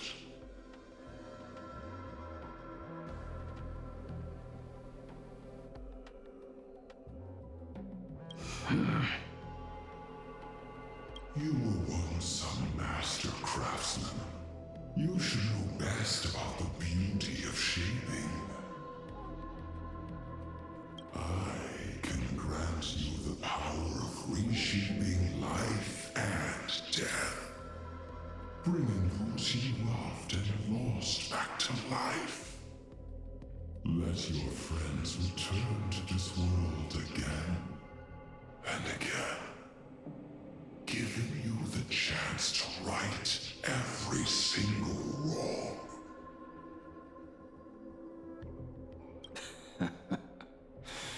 Righting wrongs. You mean by carving out more walking husks like me? Things that crave an end they can never reach? That is but a fleeting pang, a necessary tempering on the path to eternity. If you persist in spurning this gift, this law shall become your prison for all time. Your body will churn for millennia, caught between being digested and reborn. Every inch of your flesh will remember the agony of being ground to pulp, until your very will dissolves into nothing, leaving only a hollow husk that can cry out my Are you done talking? Do you truly believe that I am the only prisoner here, Shuhu? You are the one bound most tightly by your chains.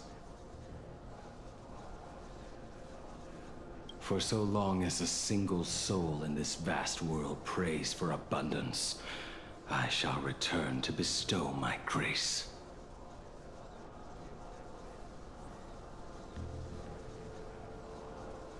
You are nothing but an echo of them.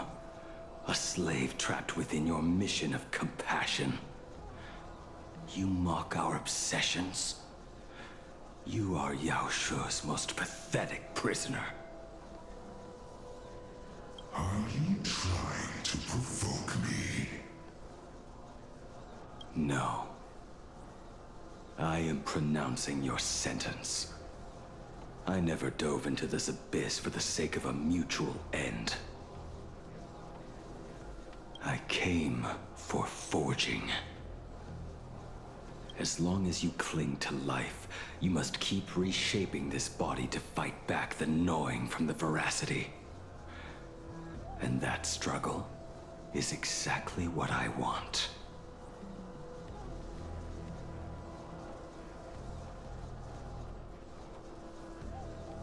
Let the maw of this eon husk be the furnace. Let our undying flesh be the iron.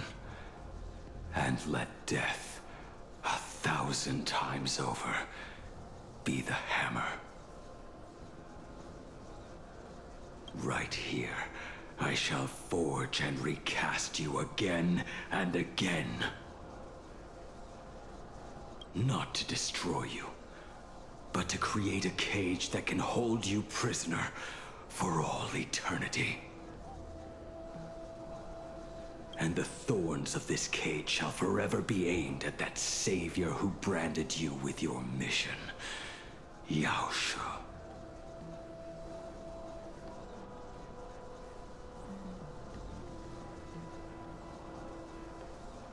Are you ready to turn your vengeance against your god?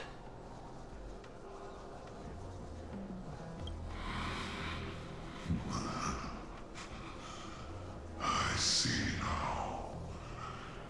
So, this is how you forge it anew.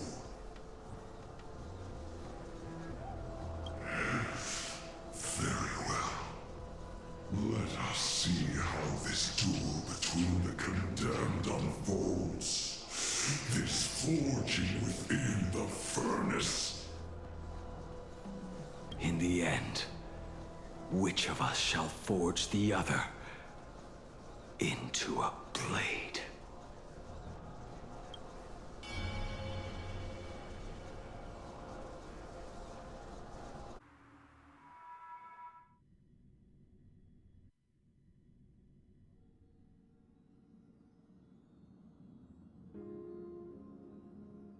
When reunited with family after a 15-year separation, 22% of organic life forms will weep and embrace, whereas 59% will exhibit indifference or outright rejection.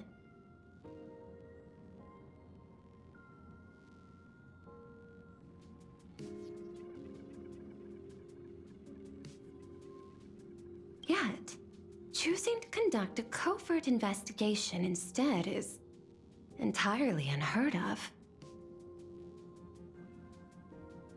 You harbor suspicions regarding Mr. Ryusuke. Why is that, Miss Himiko?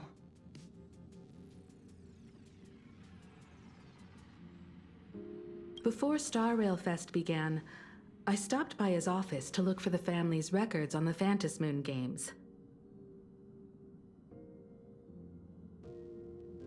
Out of concern, or perhaps curiosity, I leafed through his portfolio. The artwork was magnificent, with each piece serving as a microcosm of a different planet. That was when it suddenly dawned on me. 5 of the worlds he captured in these paintings are now gone.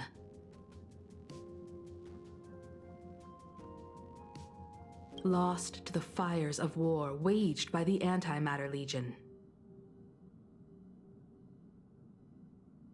Just as you suspected, Mr. Ryusuke's travels have been highly suspicious.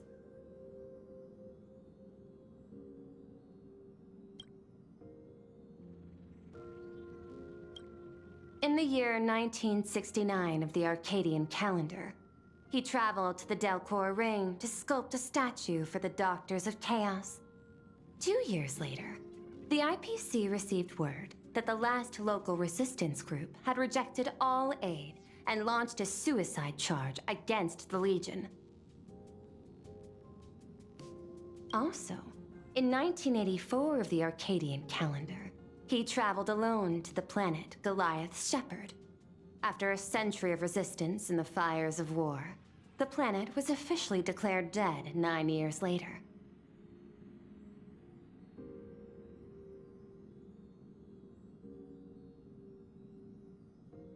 Both incidents point back to a single culprit. The Lord Ravager Asat Pramod. However, there is also evidence suggesting that Mr. Ryusuke was still in Plain Arcadia when Asat Pramod appeared.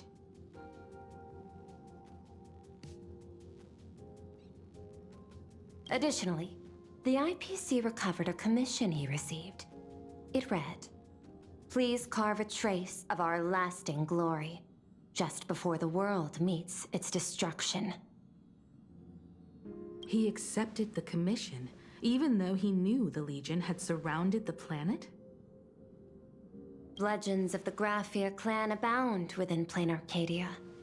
To this day, many believe the Weathering Curse is a scar seared into your very bloodline from Graphia's struggle against the Legion.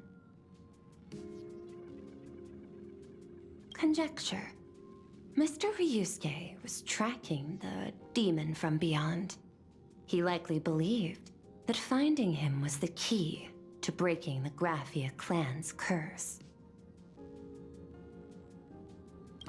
Any other conjectures? There is another possibility. Please forgive me if this sounds out of line. There is a 52% probability that Mr. Ryusuke was being used by Asat Pramod. He might have even chosen to work for him.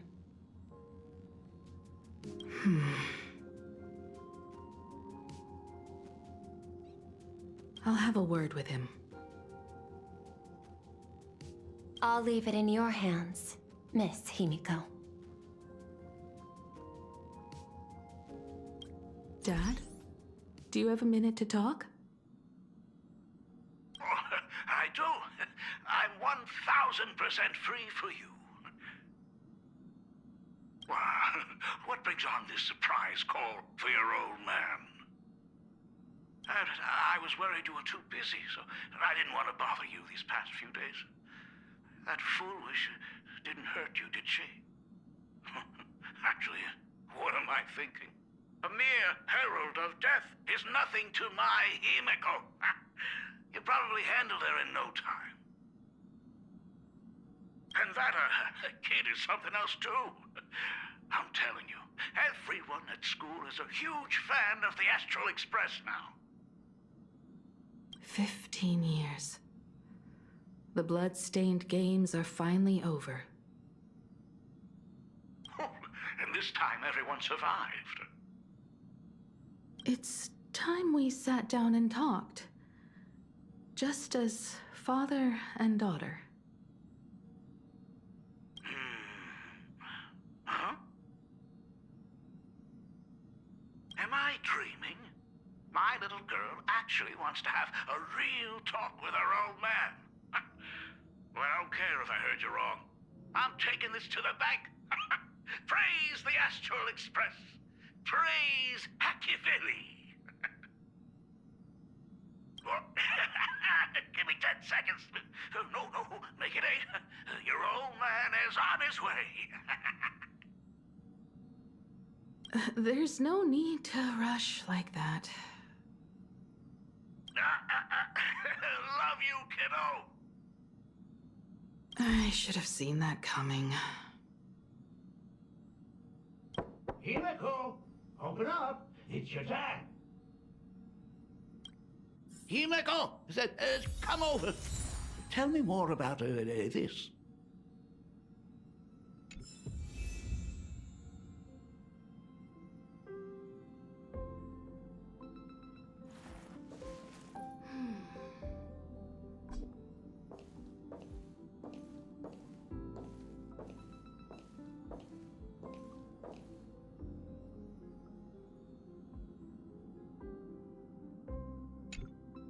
I originally planned for us to meet at the school, but since you're already here, let me show you around the Express.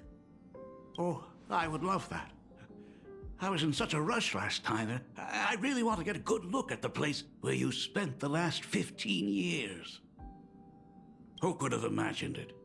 The thing that connects this nearly infinite universe is not some distant godlike sheep, but a single express.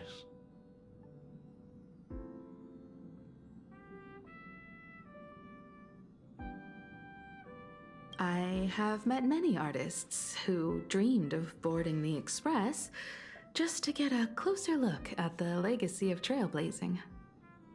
So I am curious, how will the great artist Ryusuke evaluate it? Me? Well, I'll give it my all. I was only joking. There's no need to be so serious. There's actually so much interesting stuff on this express.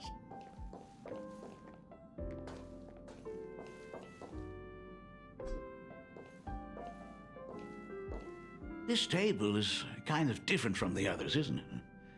I mean, they all look alike, but this one doesn't seem authentic. A lot of old furniture was destroyed when the Express crashed. Pom-Pom and I spent quite some time picking the right replacements. Ah, out with the old, in with the new, huh? Well, the Express has been running for years, so it's only natural to have to patch things up every now and then. You must have had a hard time keeping it running. It's not that hard. I'm used to it. Oh, just as I thought. The Astral Express looks amazing inside.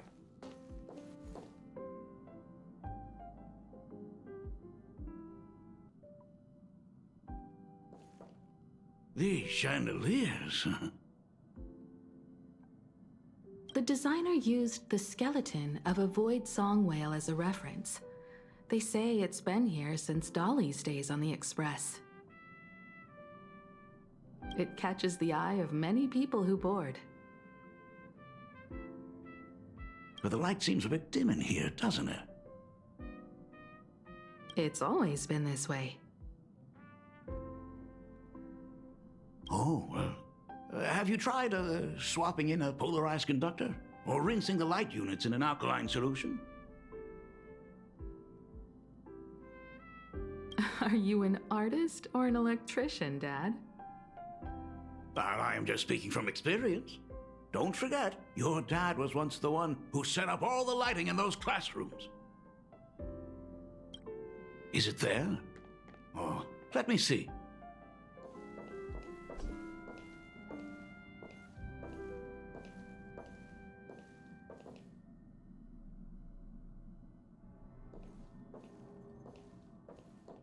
It's bigger on the inside.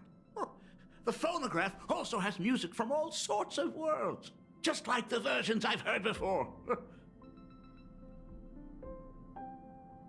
Oh, it's a shame I didn't get to see the legendary infinite ice cream machine. Dad, you actually believe something like that exists? I thought only kids would fall for it.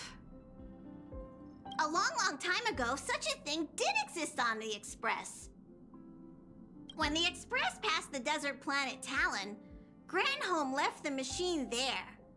Now it has become a popsicle planet. Conductor! Long time no see. Your fur looks a lot smoother than last time. Really? Thank you very much. Hey, my daughter Himeko finally opened up to having a heart-to-heart with me. What a special moment! Pom-Pom will leave you to it then. They say family is one of the most precious treasures. Pom-Pom believes we should cherish them. See? I told you. This time, Dad wins. Oh, Himeko, you may be a fully capable navigator now, but sometimes experience still beats youth.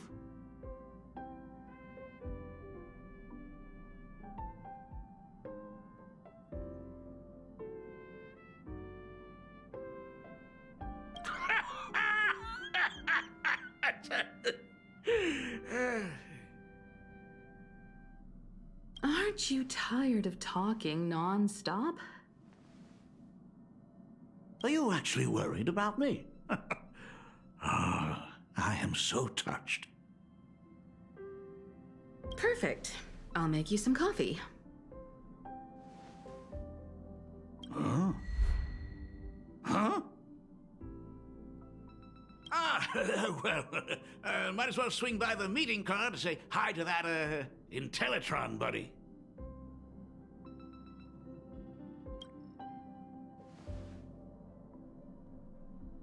Pom-Pom finds Himeko's father very easygoing. Himeko, come on. Let's walk together.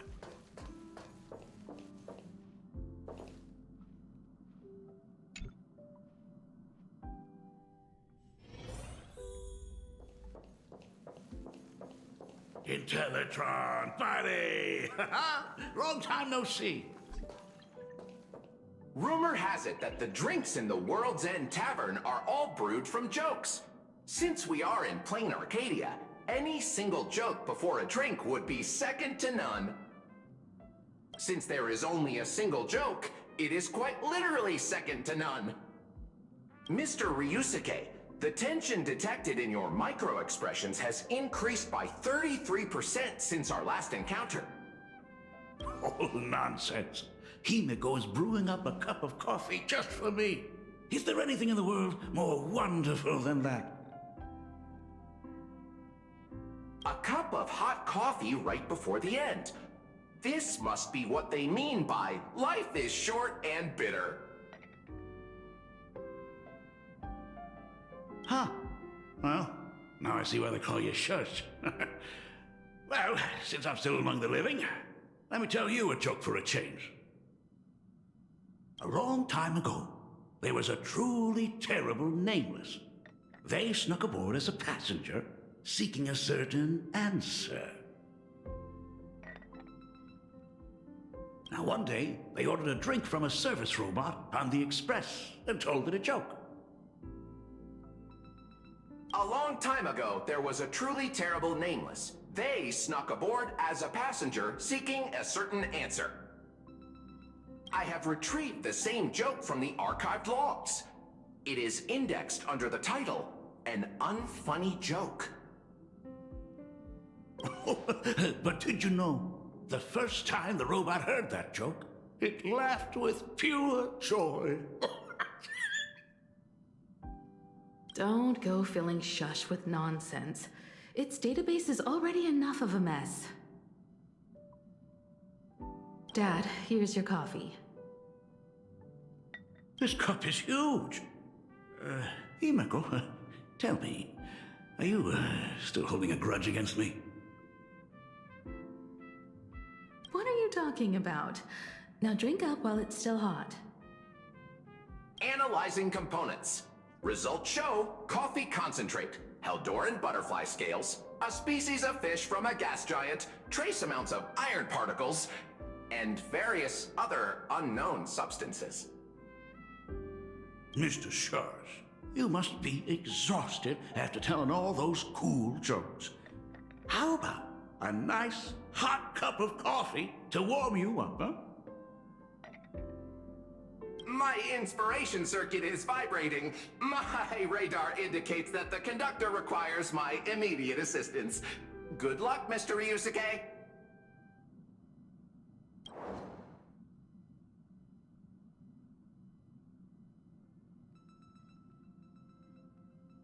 Oh, Himeko.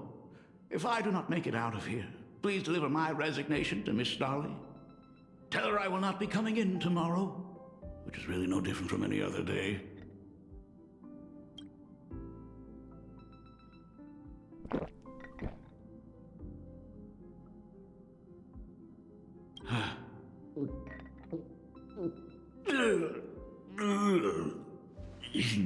The coffee tastes like heaven. Oh, want another cup?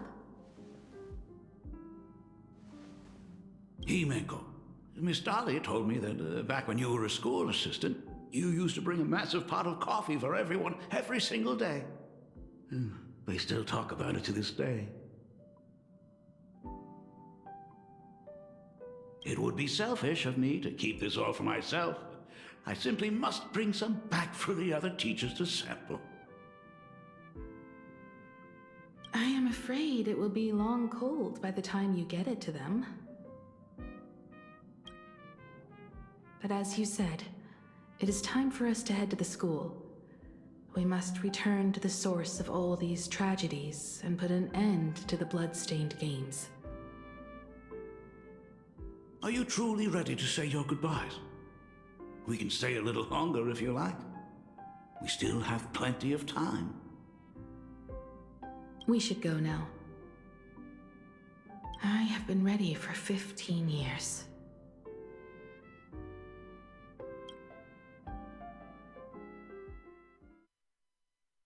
It has been 15 years.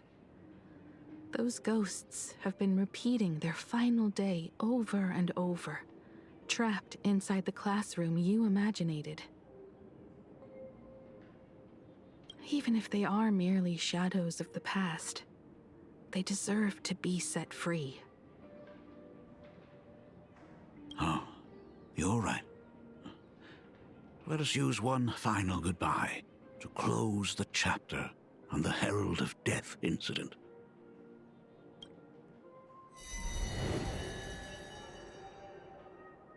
Senior, you are back! We're all waiting for you. Sorry I'm late, everyone. It's okay. Thank you so much for coming.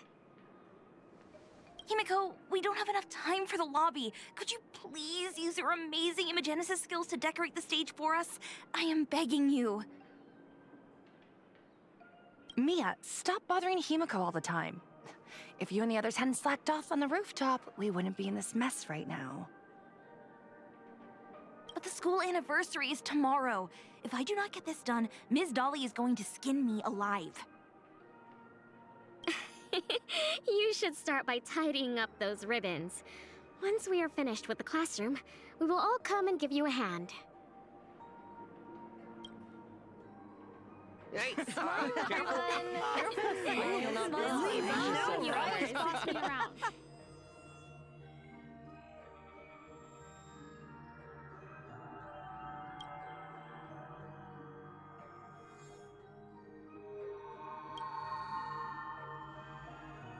Wait, did you hear that? It's him? He's back again! Everyone, hide! Don't let them find us! Run, Senior! The Herald of Death is back! Don't be afraid, Belle.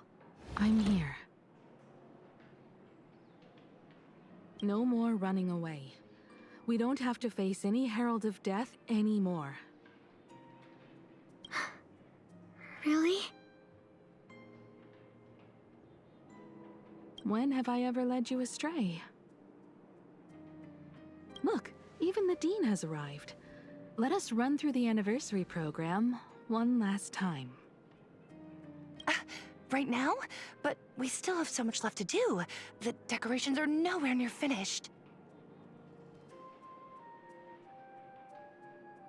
Oh, it is all right. We have plenty of time. This sunset will linger for a very long while. Just long enough for us to finish our celebration.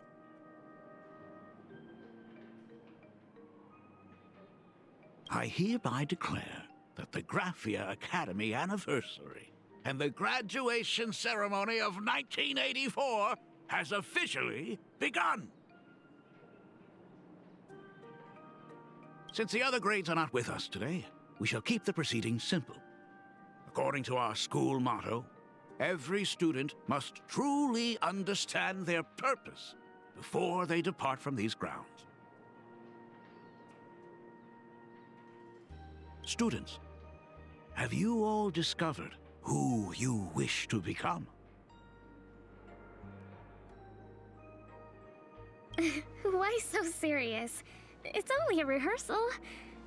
Well, in that case, I'm going to be an artist. And not just any artist. I will be even better than you, Senior. I plan to study at the Intelligentsia Guild.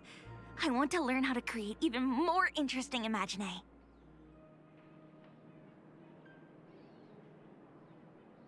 I want to study cinematography and become a director.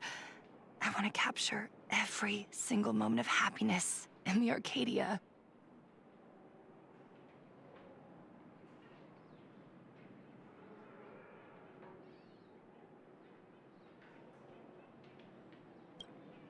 I hope that in 10 or even 20 years, you will all still hold these dreams close to your hearts. And now, please welcome our distinguished graduate representative, Himeko, to the stage to offer her final blessing to the graduating class. Our senior is doing this? That doesn't happen a lot. Himeko? Are you nervous? Relax. Give us a smile.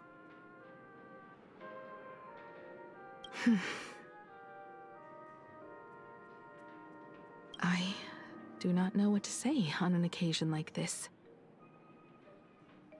All I know is that this is a comfort the living leave for themselves.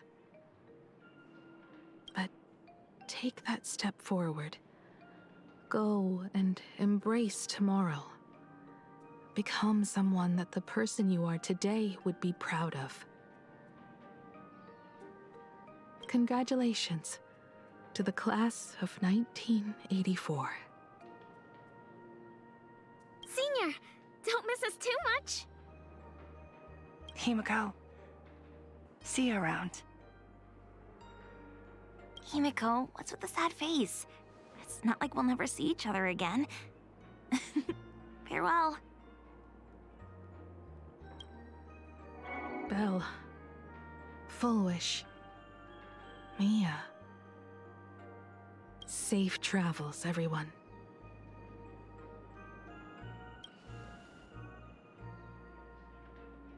"15 years. The blood-stained games that altered the course of so many lives have finally come to an end." If only I had not lost myself in my own grief. If only I had looked after that child properly. Well, perhaps everything would have been different. It was not only the herald of death that pushed her towards that abyss. Full Wish said that it took Plain Arcadia 15 whole years to kill her. Will this world ever get better, Dad? I don't know, but I'm willing to believe in it. Dad, all these years, just what have you been doing? Is that concern I hear in your voice? If you say so. After the blood-stained games, I traveled to many different worlds. Every time I set foot on a new planet, my thoughts always returned to you. Until one day, I happened to see news about the Astral Express. The person on that screen was so different from the daughter in my memories. I was afraid, to be sure. I did not want to disturb the life you had found. As long as I never saw you in person, I could keep telling myself that lie. My daughter had fulfilled her dreams to soar among the stars. Von Walk, Owenly, New Londinium. Step by step, I made my way into the very bedtime stories you used to tell me.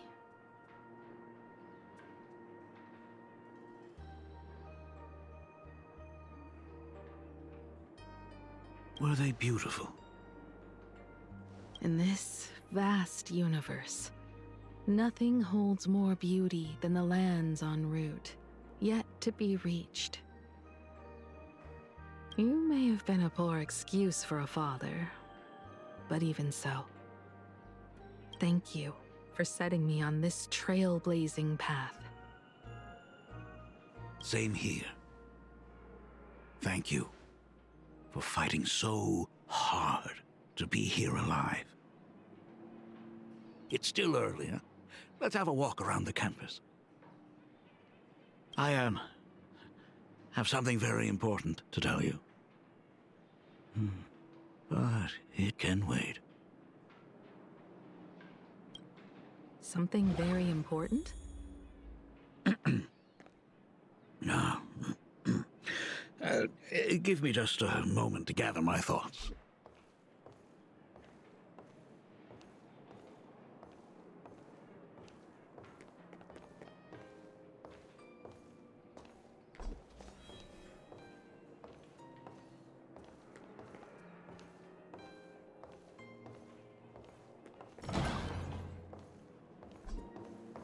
Whew, nice weather today.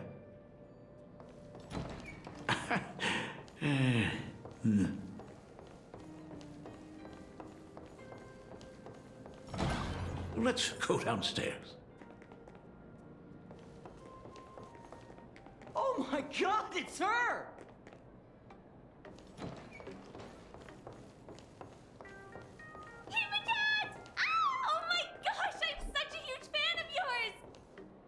Oh, go on. Keep those compliments coming. I could listen to this Himeko. Slow down a bit. Your old man's arthritis is acting up again.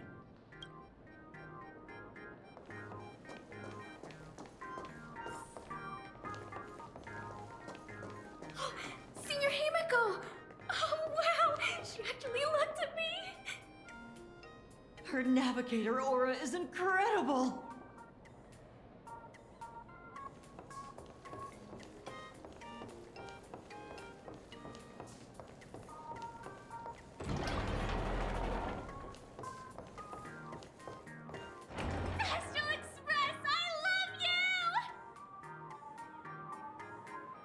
Like a love song, baby! Baseball Raccoon didn't come? Oh, Himeko is so pretty. It gladdens me that my daughter is so popular. But you're all supposed to be in class right now. The Herald of Death incident just ended. It is only right to let them breathe and relax for a while. To think that it all happened only yesterday. Young people really do have a way of returning to their carefree selves so quickly. I suppose it is because they believe the Astral Express will always be there to save them. It brings back memories of you as a little girl. Whenever you heard someone mention the universe, the light in your eyes would outshine even the brightest supernova. That is true. The very first Imagine I ever brought to life was modeled after the rocket atop the Phantom Moon's head. That little fellow had quite a temper. It was so determined to fly higher and higher.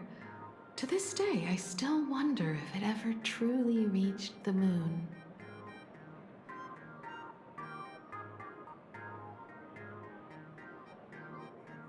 Dad, do you still remember it? How could I ever forget?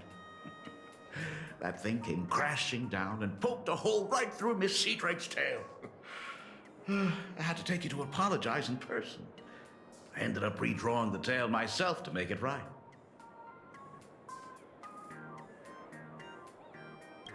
These days, I wouldn't be able to handle that kind of trouble anymore. My poor old back wouldn't allow it. Now that I am free from the weathering curse, you don't have to spend your life wandering the stars anymore. Why don't you just settle down here? I just can't face the thought of coming back to nothing but an empty home again.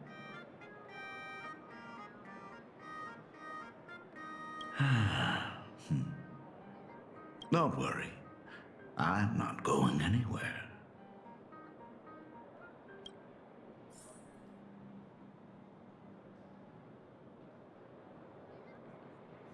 Himeko, slow down a bit. Your old man's arthritis is acting up again.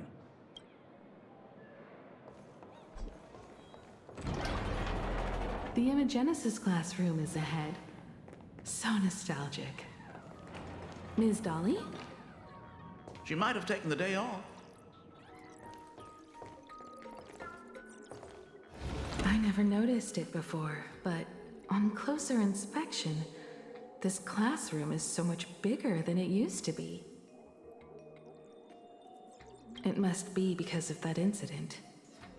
As the culprit behind it all, you haven't forgotten, have you? Of course. Well, since I couldn't get you onto the real Astral Express back then, I figured drawing you a substitute instead would be easy enough. The principal himself imaginated an express and went tearing across the campus with his daughter in tow. It even made the front page of the dual-mentioned city news back then. Looking back, you were always such a bright and spirited girl. Which is why I encouraged you to reach for the stars. When the weathering curse took hold, did that dream only end up weighing you down? If it weren't for those dreams you gave me, I wouldn't be the person I am today. I'll never forget. Whenever the weathering curse flared up, he would always sit by my bedside and hold my hand, telling me the stories of Sir Kamor. That was always your favorite. Whenever your fever refused to break, you would cling to my sleeve, just wouldn't let go. So, I would start from the moment Sir Kamor invented the diving device, and go all the way to the second voyage of the Interstellar Explorers. Like clockwork, right about then, you would close your eyes and drift off to sleep. Yeah, that was the first story you ever told me.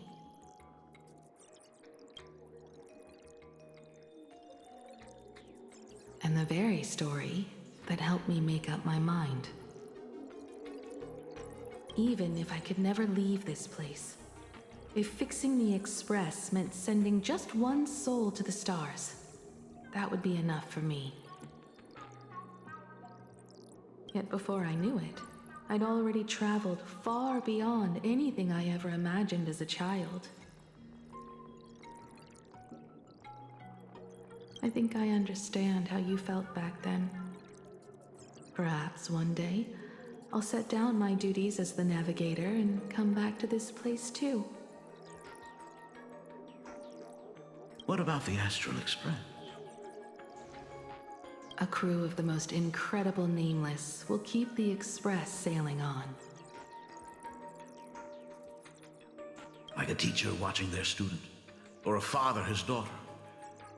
I understand that feeling.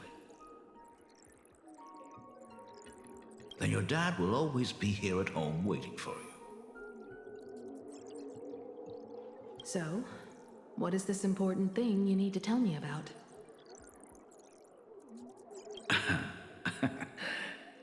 Yeah. That important thing.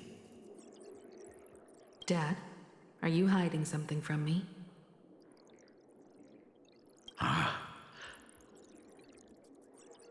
I knew I couldn't hide it for long, Himiko. I am sick. What? This isn't the right place for this discussion. Let's go to my office.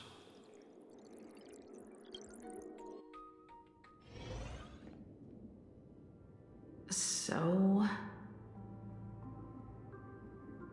It's the Weathering Curse. I know what you're about to ask. I do not share the Graphia lineage, which is why I believed I could find the demon from beyond and save you and your mother. But in the end, Ryosuke was just a useless man who couldn't save his wife or daughter, or even himself. Tell me, what happened in the past 15 years? You've seen my portfolio, haven't you? Those worlds are just like plain Arcadia. Every single one of them has fallen victim to the demon from beyond. In those places, luck is a very real thing. And the demon from beyond can manipulate misfortune.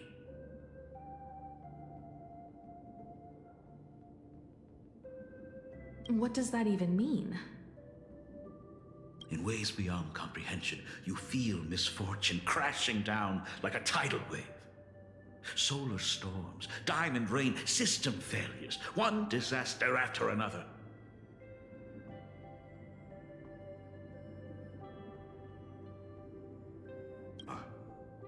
If you make it out alive, bizarre strokes of luck come swarming back to you.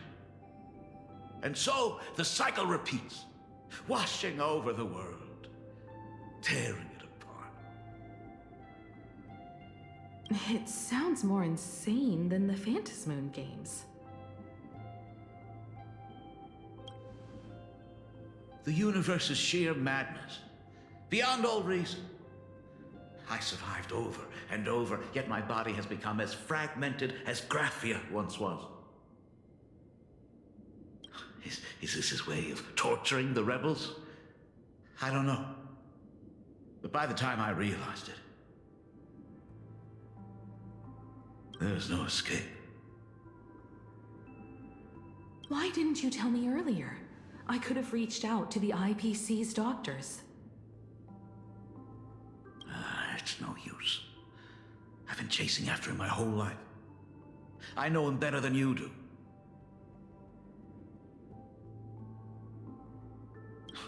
Himiko, remember when you first learned to paint? I told you then why we must paint the beauty that we see. Because the ugly, the despicable, and the cowardly, they endure forever through evasion, like beasts driven by survival.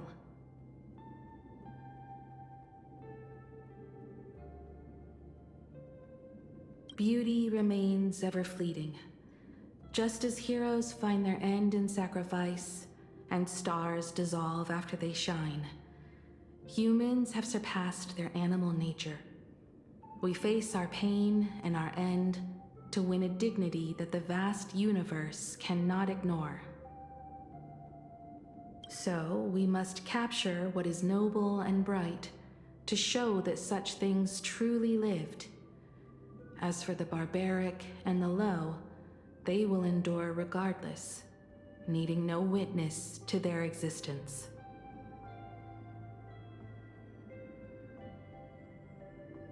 Himeko, you are no longer the one who paints. You have become the very splendor that I strive to capture. Fate works in mysterious ways. I'm so glad to see you once more in my final moments, watching you fulfill your childhood dream. You are standing before me as the navigator of the Astral Express.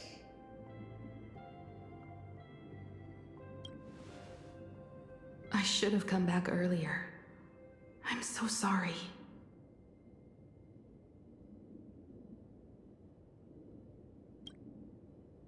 No. I am the one who came back too late. I've thought about it 1,000 times. On that final night of the bloodstained games, if only someone had been there to sit by your side. After everything, does this tardy father still even deserve to hear what his daughter wants to say?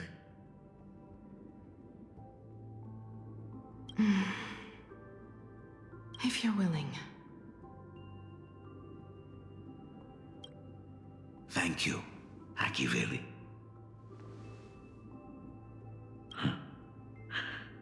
Thank you, Himeko. All of this happened after you went away. You were jumping from one job to the next, and for 4 long years, I had heard nothing from you. During those 4 years, I found the stranded express deep in the canvas world and kept trying to repair it. Watching the Phantom Moon grow fuller, I remembered the mask that had been handed down through our family for generations.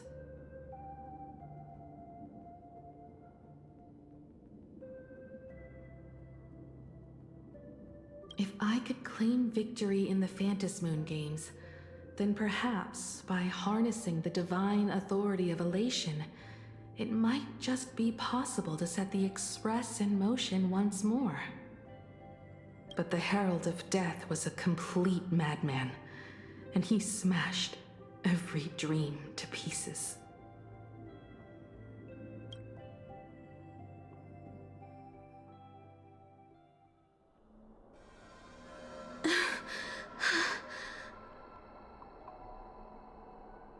These bloodstains. The Herald of Death is heading to Dovebrook. He's already killed so many people. When will it be enough?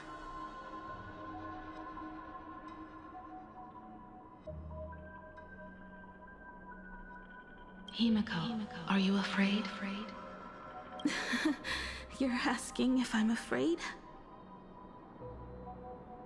Of course I am. After seeing all that carnage along the way. Belle, Mia, everyone was splattered everywhere. Like spray paint. Twisted and crushed. They watched themselves turn into... while they were still alive. But Himeko, I'm here for you. I'm okay. I'm fine. If I don't stop him right here and win the Phantom Moon games, there will be no tomorrow for anyone, let alone a new journey for the Astral Express.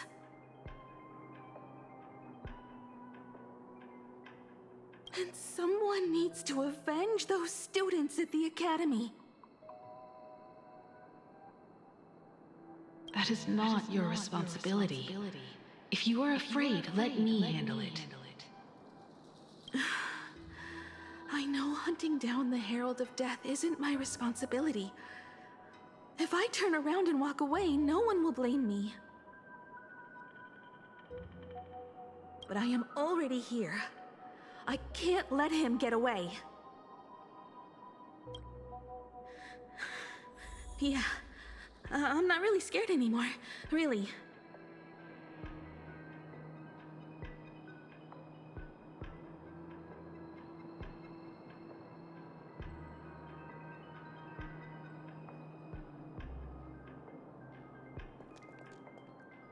Warning. Warning. Rogue supplicant has entered Dovebrook District.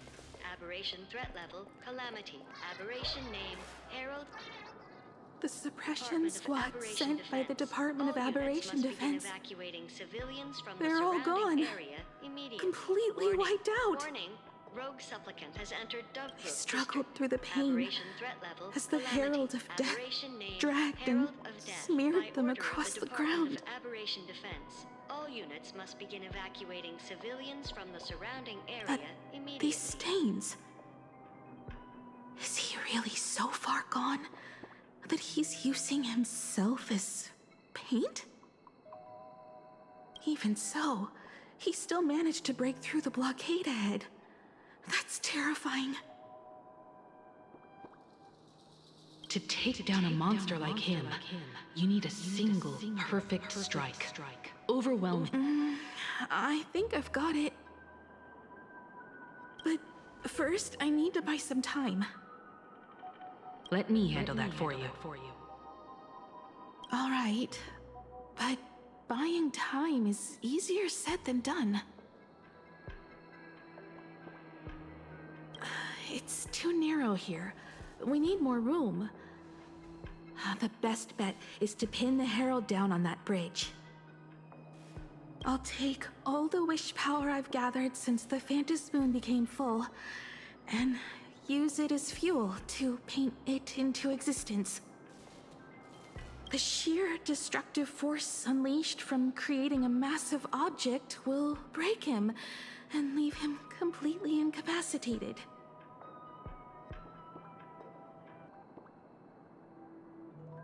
But by doing this, even if we defeat him, you would be giving up any hope of winning the Phantom Moon games. Yeah. By burning all the wish power, I will be forfeiting my victory. But even if I did win the games and restart the Express, what would happen to this city? To my friends, my teachers, and everyone else? Where would they have left to go? To set the Express in motion with Aha's power, while standing by as innocent people are slaughtered by monsters? To soar into the stars while turning a deaf ear to the screams on the ground? Someone who does that has no right to call themselves a nameless. I knew I should have stuffed an orbital cannon or a molecular saw into the case, using that bigger on the inside Trailblaze tech, just like the Astral Express. Remember that for the future, then. Right. When this is all over, I will have to give it a try. Another body.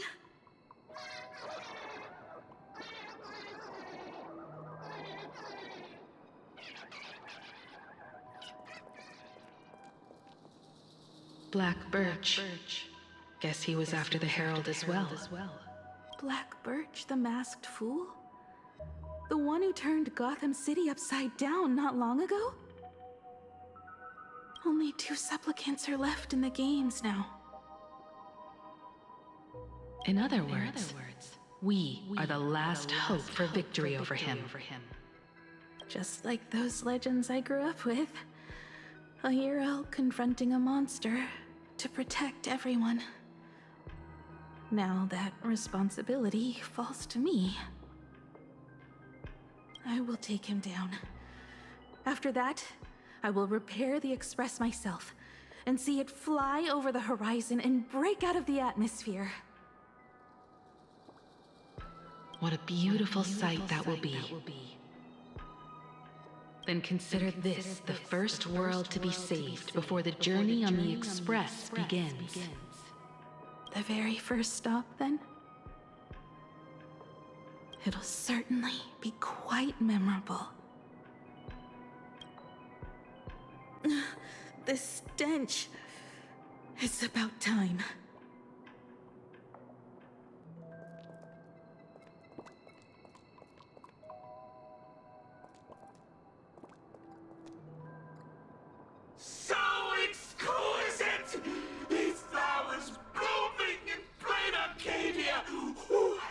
hear them dancing at the tips of my nerves. What is that? You say this is not enough? Still not enough! I need more pigment! I will mix my colors with screams of terror and pray for the catecholamines to drown me!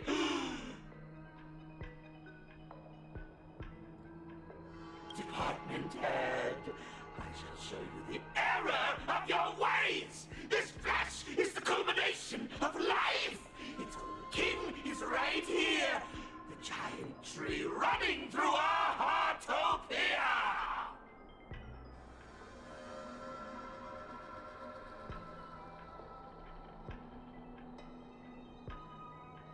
I shall become her!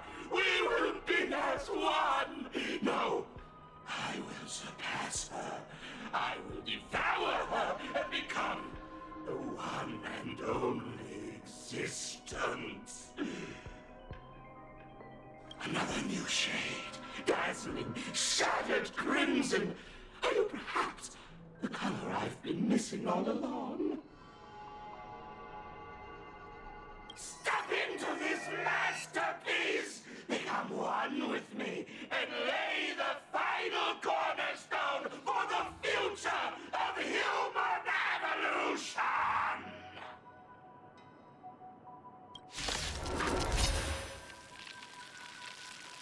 Stop right there. So, you actually conquered the Herald of Death and set the Astral Express in motion once more at the end of the blood-stained games.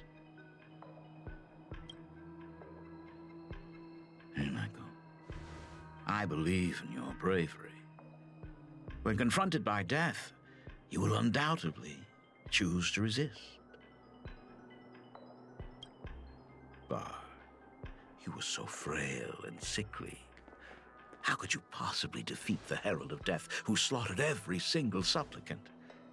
And how could you hope to repair such a massive, stranded express? Well, the answer is clear. It would be impossible for you. That is, unless you had another person helping you.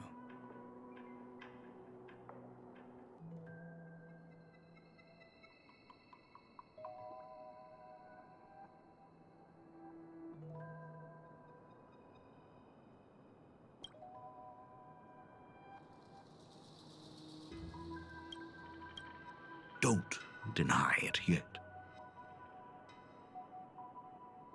I've been tested by you enough along the way. So now, give your father a little room to breathe. While I was gathering your belongings, I found some of the manuscripts you left behind. There were 2 distinct sets of handwriting upon those pages. Every trace in that house proves that 2 people once shared a life there. Legend says that during the Canvas Age, the grand artist Whitebow painted his late daughter onto a scroll and breathed life into her. Suppose, just suppose, that my brilliant daughter created a likeness of herself, a self-portrait so perfect that it breathed and moved with her.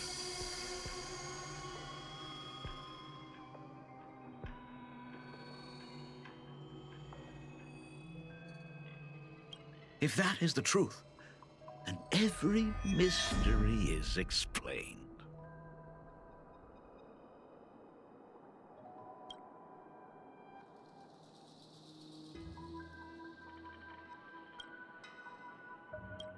During that night of the blood-stained games, a girl at death's door and an imagination she created followed the trail of the Herald of Death all the way to Dovebrook.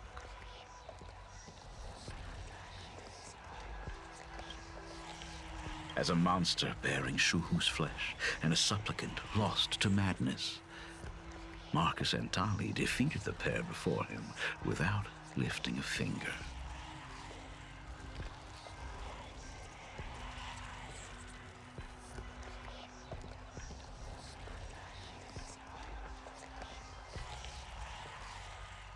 Driven by pure instinct, he slowly closed in on them.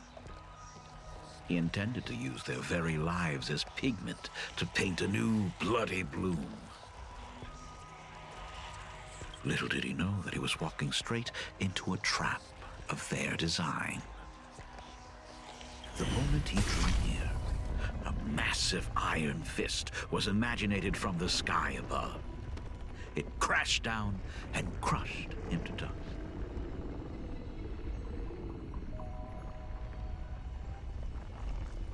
It was the night of July 22nd, 1984, of the Arcadian calendar. A colossal shockwave radiating from Dovebrook district shook the earth. As the dust settled, a strange urban legend found its way into every corner of the world. Over 10,000 sightings reported a giant arm descending from the sky that evening. In the hours that followed, the Department of Aberration Defense confirmed that the Herald of Death was completely incapacitated. The theories were endless. Was it a divine act by Aha? Or a weapon built by the IPC? No one knew for sure. Yet the silhouette of that giant remained etched in every mind as a testament to heroism. It was just an arm. Yet beneath the brush of a girl who yearned for the stars, it became an extension of humanity's reach.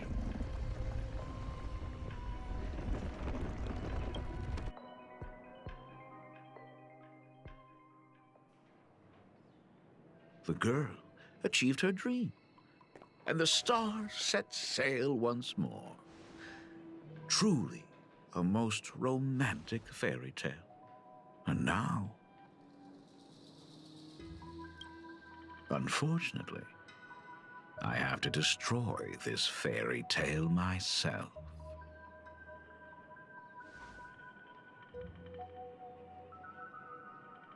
You don't believe me? I have no idea who you truly are. But that little girl who longed for trailblazing, my frail and sickly daughter. From the very beginning, Himeko never left plain Arcadia.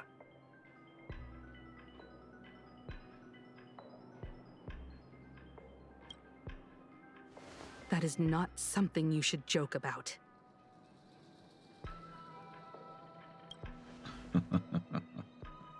You know better than I do whether I'm joking or not.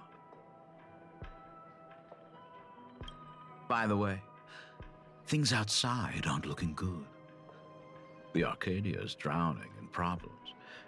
Is it really wise to stay here instead of helping the younger crew members? Those kids are all grown up now. They can handle their mission. And as for myself, I am staying right here to deal with the biggest problem of all.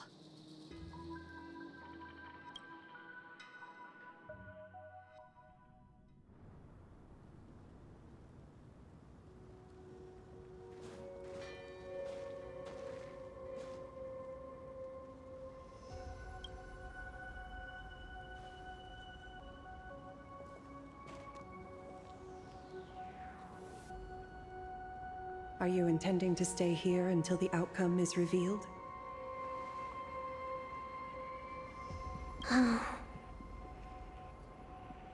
It might take forever for him to return, or he might never come back at all. Or maybe, if I just complain and say, I wish Blade were here, he'll just show up.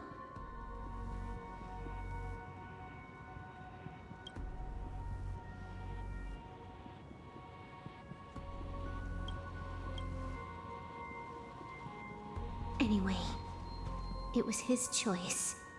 We already said our goodbyes. Thank you for staying with him until the very end. Now, it is time to deal with your matters. Gray-haired girl, you seek me out with her token in hand. What is it that you desire?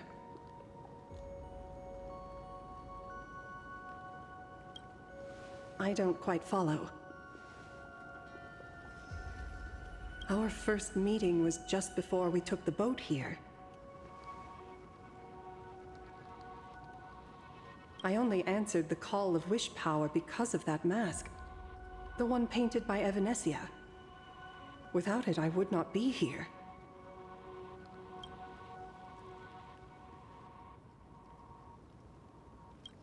So, who is this me you speak of? Me, of course.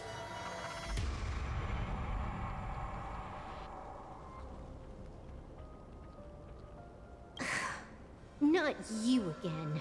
A meanie will always be a meanie.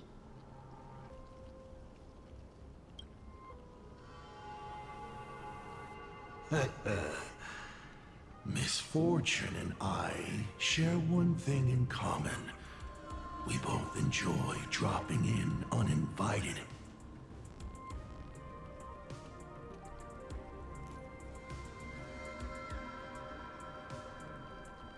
A reunion after 1,000 years.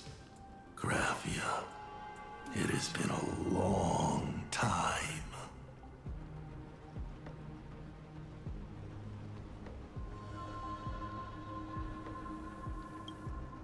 Asat Pramad.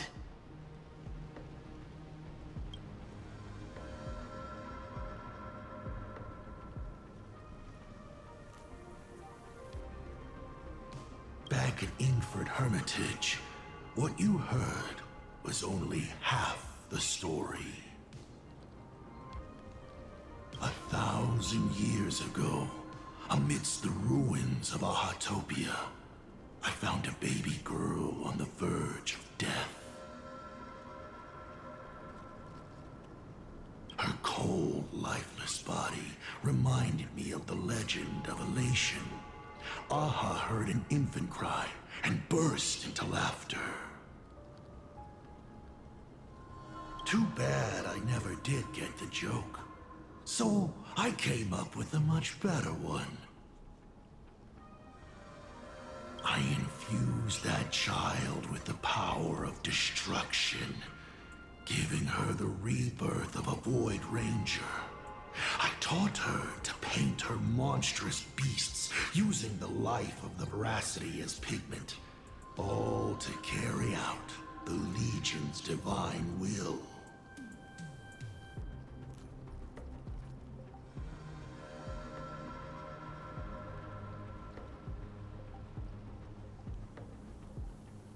Graphia, your name was your commission, to paint the world and carve a trace of our lasting glory, just before the world meets its destruction.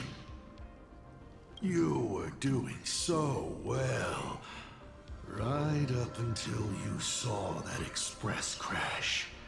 It gave you ideas, Graphia. Unrealistic, foolish ideas. Since that day, I have had nothing to do with you or your destruction.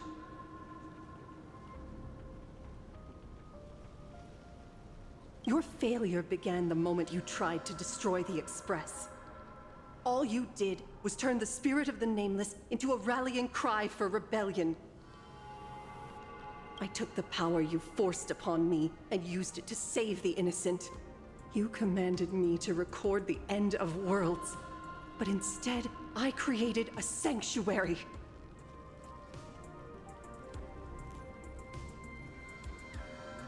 So, you think putting on a human mask makes you one of the trailblazers?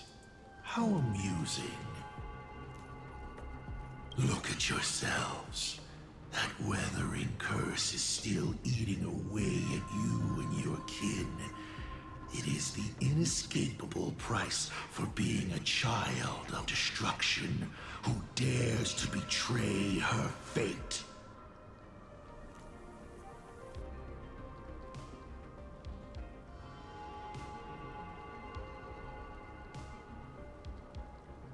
World and canvas, a total disaster.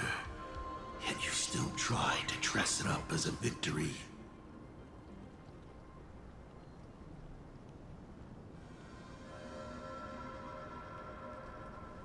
Do you know why I haven't spared Ahatopia a single glance for an entire millennium?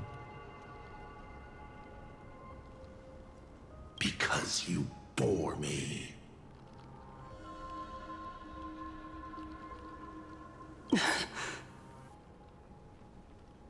But now, things have changed.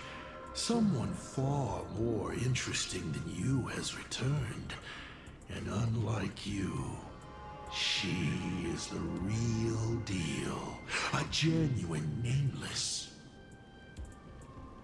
That is why I have returned. Simply to tell you all this.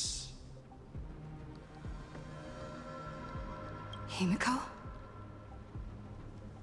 I've had my fill of this drama. Now, I'm dying to see how your face handles my fist.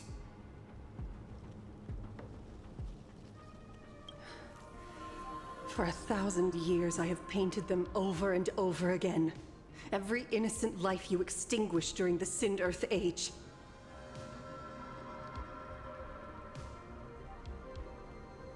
Tell me, Asat Pramad, are you prepared to face their fury? I have more important things to do than linger here. But this little parting gift of yours? Why not let them have a taste instead?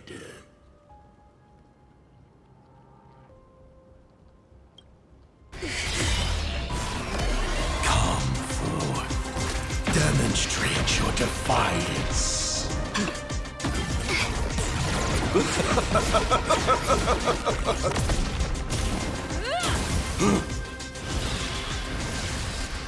Is it over? Watch out! Pity. Such a clean strike. But the odds of success are 0.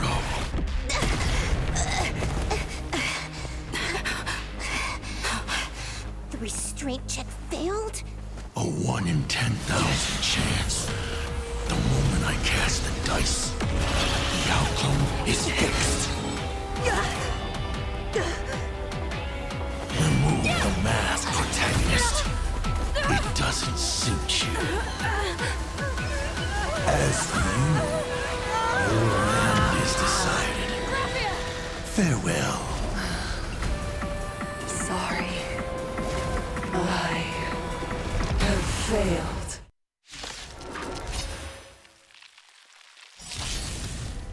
Minions of destruction!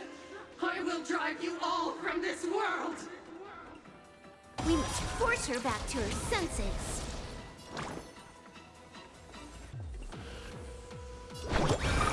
Everyone's been waiting for us. I've been healed. Awesome. Fury of the dead!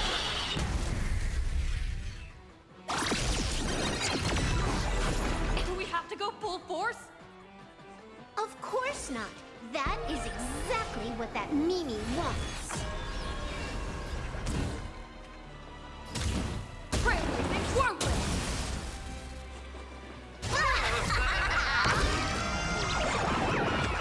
Don't blink. Feel! The game is fixed.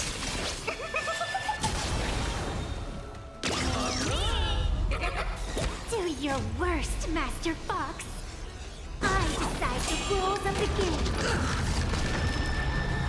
You're out!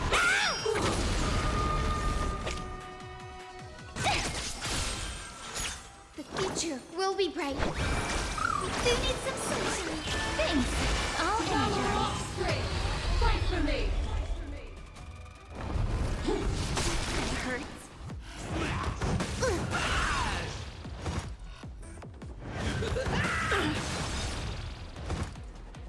Together, we can do anything.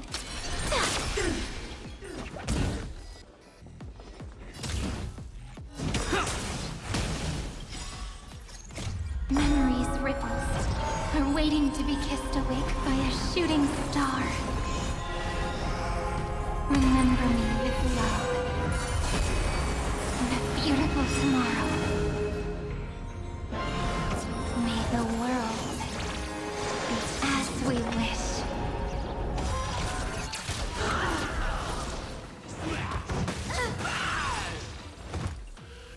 Do your worst. I decide the rules of the game.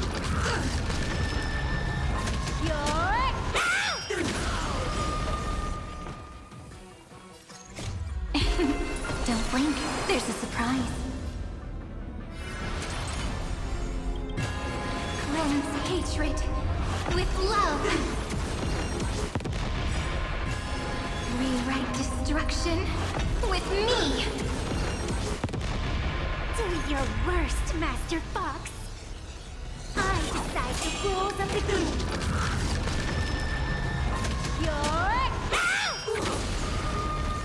Absolutely cannot let you touch this place. Astral Express! Department 4! We need to finish this fast and catch up to Asat Pramod. Looks like I have to use level 999 one more time. No need for that. If a sword is needed, let it be mine.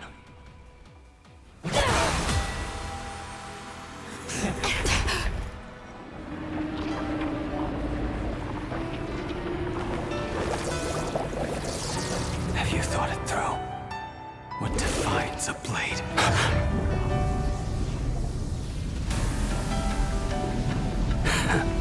The sharpness that endures, after all has worn away.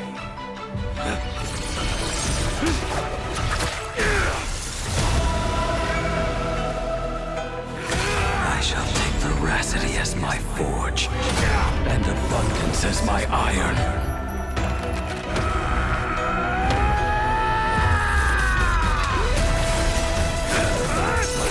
Die a thousand deaths. Tempered into a blade!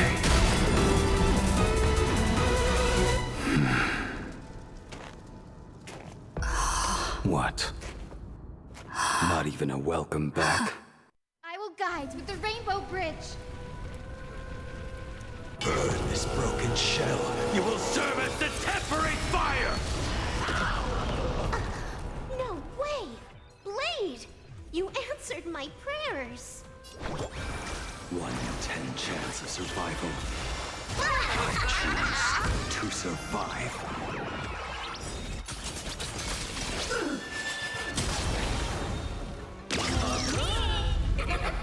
Burn this broken shell. You will serve as the temporary fire!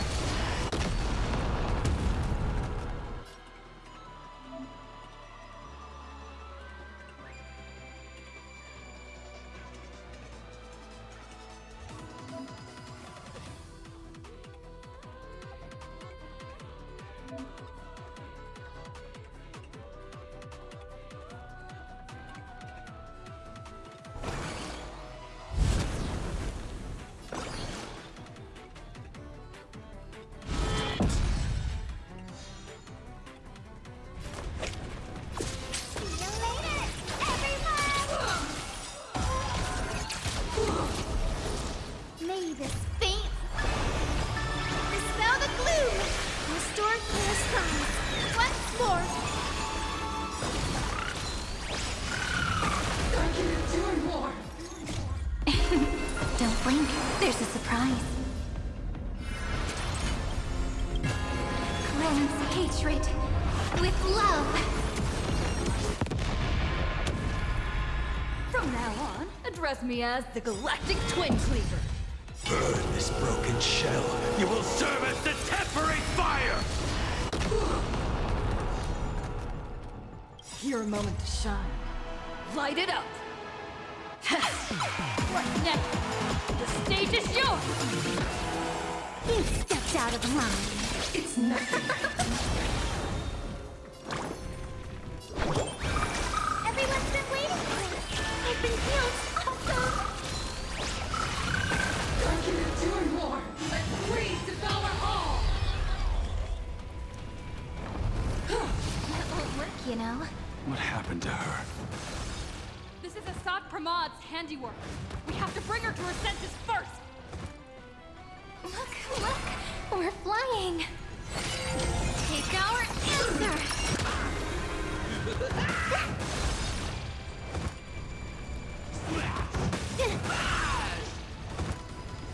The future will be bright. We do need some sunshine.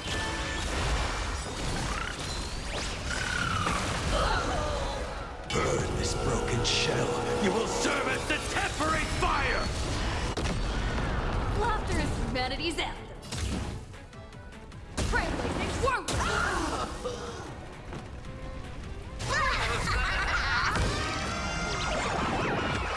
Don't think. Don't you feel more? The game is fixed.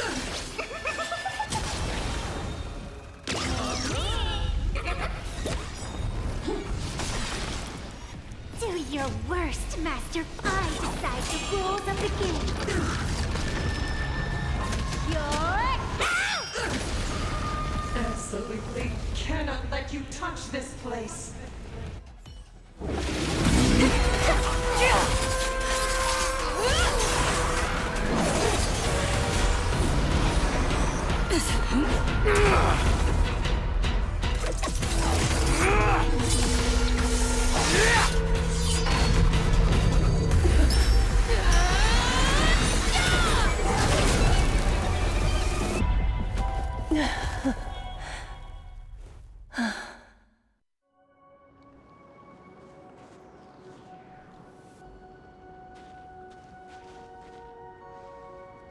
I hope I am not too late. Are you kidding? Your timing is impeccable, Blady. But isn't this a bit much? How did you even change outfits? What happened down there?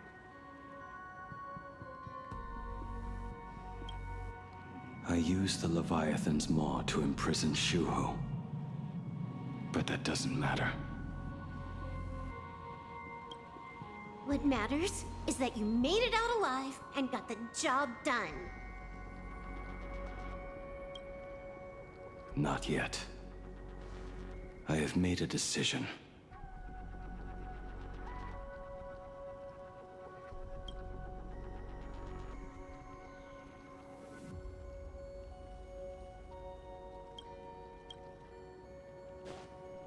This time, I will stay and become a supplicant. I am joining the Phantas Moon Games.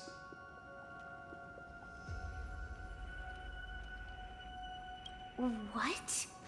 You're going to stay here and poke your nose into this world's business, too?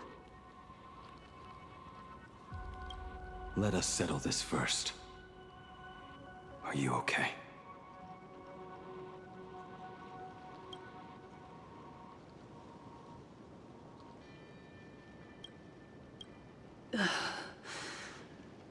Thank you. All of you.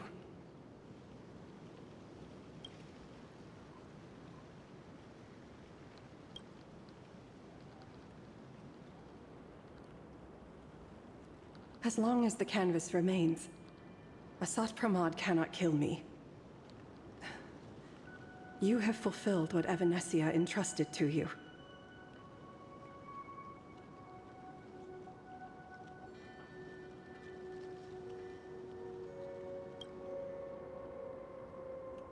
It was all me. For 1,000 years, I was the one obsessed with bearing every responsibility alone. Asat Pramad was right after all. I have been a ghost of 1,000 years past. Arrogant enough to think my seal over the world and canvas was unbreakable. I really believed that accumulated wish power would be enough to strike him down when he returned.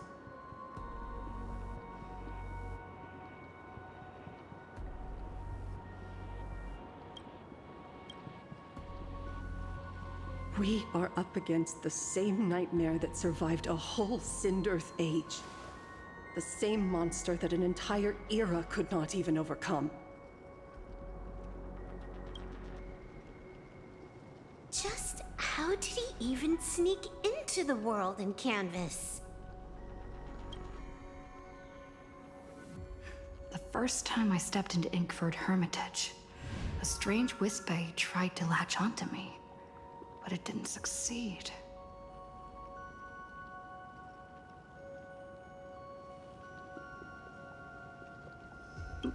Maybe that was the first step in Asat Pramad's plan to infiltrate this place.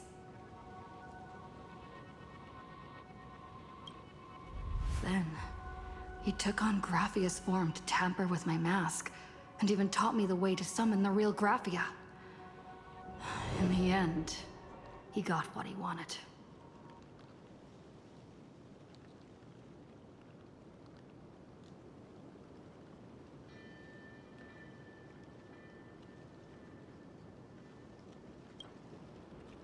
So, this guy has only been after one thing this whole time.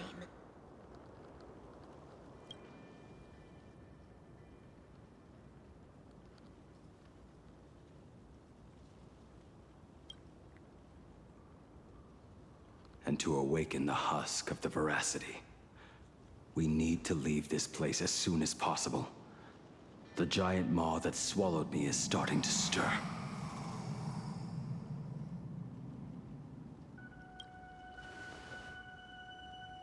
But he mentioned he had something more important to do. What is that even supposed to mean? He has so much on his plate, no way he can split himself into pieces and handle everything at once, right?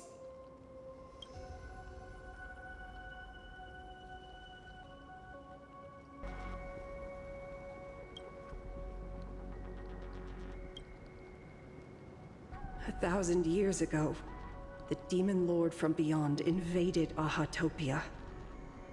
The power he unleashed was beyond all comprehension.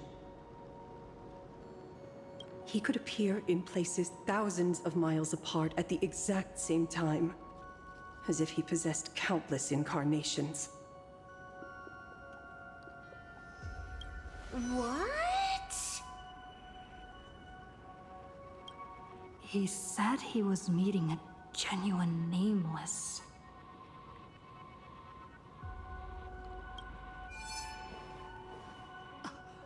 Himiko!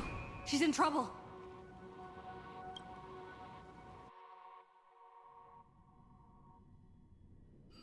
The biggest problem? Do you mean me?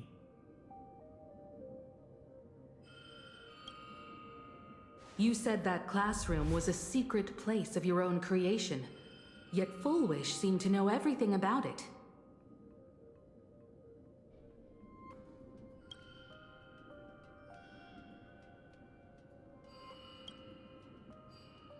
You are far too familiar with the Express, yet there is no way my father could have ever set foot on it.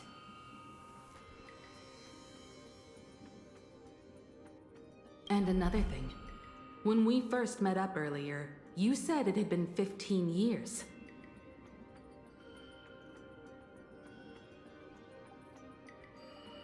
But my father clearly left much earlier than that.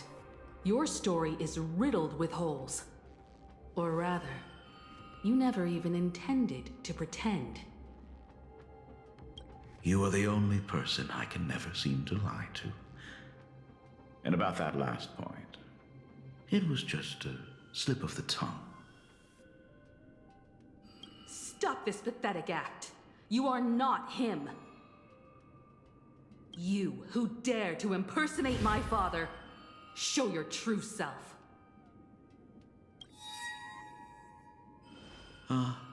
It seems our pleasant little father-daughter chat has come to an end. Buying time, keeping me pinned down. Oh, you played your part well along the way. If I proved to be more dangerous than anticipated, you would be right there to shield your companions.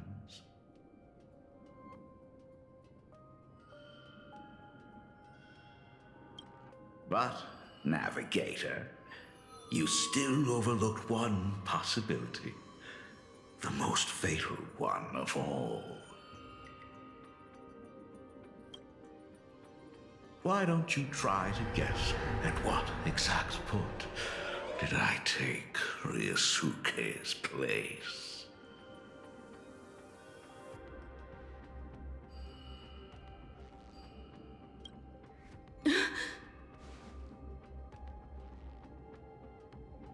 It happened on the day that man, in his desperate search for the source of the weathering curse to save his family, was destroyed by me.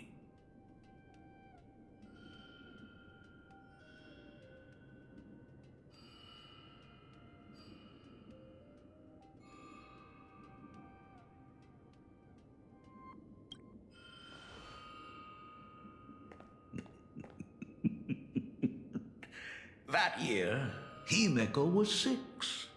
At her mother's funeral, she met her father for the first time.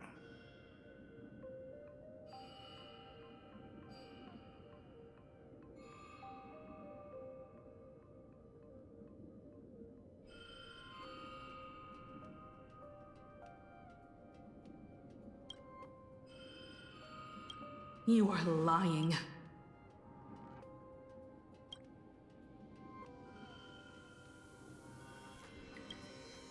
I have told you only one lie in all these years, my dear daughter.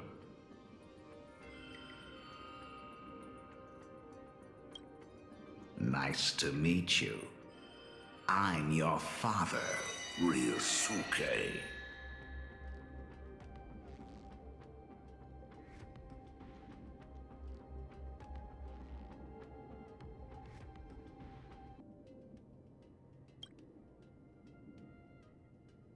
All that effort, all those years spent by my side, what are you really planning?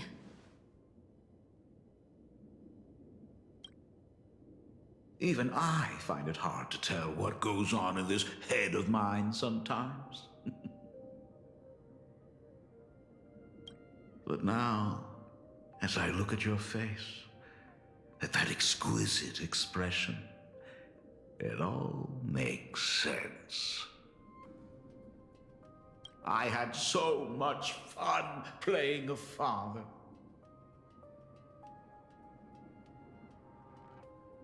And the best part, that was not even the most fun I have had today. Hey, can you hear me? Someone who looks like a Sapramod just showed up at the tavern. We are under attack by Asad Pramad. Dan Heng and I will do everything we can to cover Yao Guang.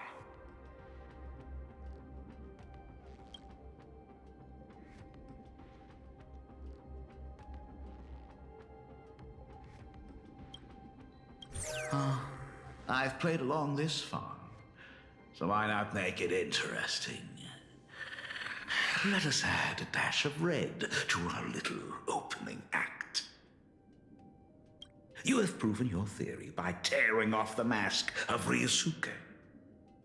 As a courtesy, it's now time to strip away your disguise. The ugliest lie of the Trailblaze. The truth that has been hidden for 15 years.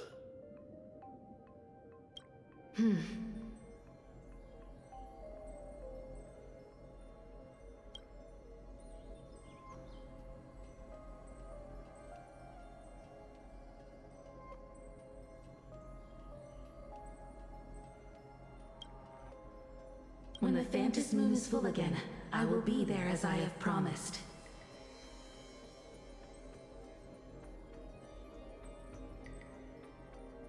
I will come back with so many stories to tell you.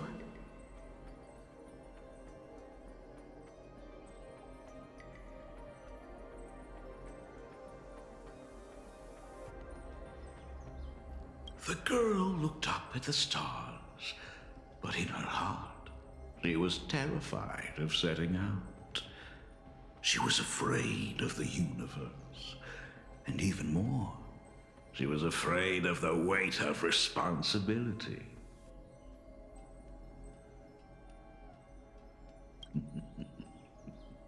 In the end, she left her wishes to someone else. As for her, she chose to lie in a grave and stay in the Arcadia forever. Ryosuke's daughter Himeko is long dead. When she saw how vast the stars really were, she ran away.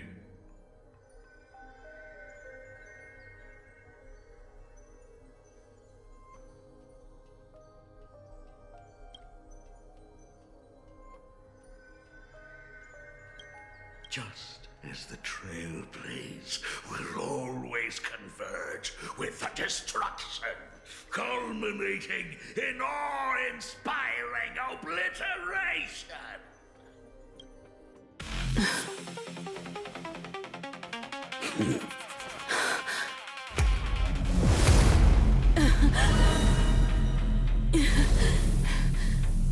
So, you really are a fake.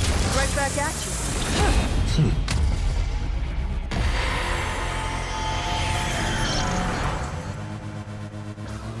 O denizens of this Arcadia, lost in its splendor, once I beheld the Astral Express rise again towards the stars here. Since then, you have known 15 long years of unbroken peace.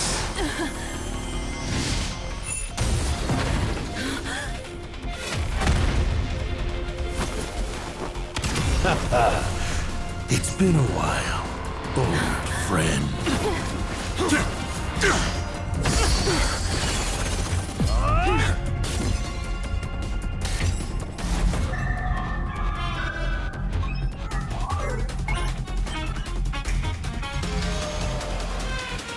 For 15 years it was I, Hassan Khan, who delivered every promise of beauty to this Arcadia in advance.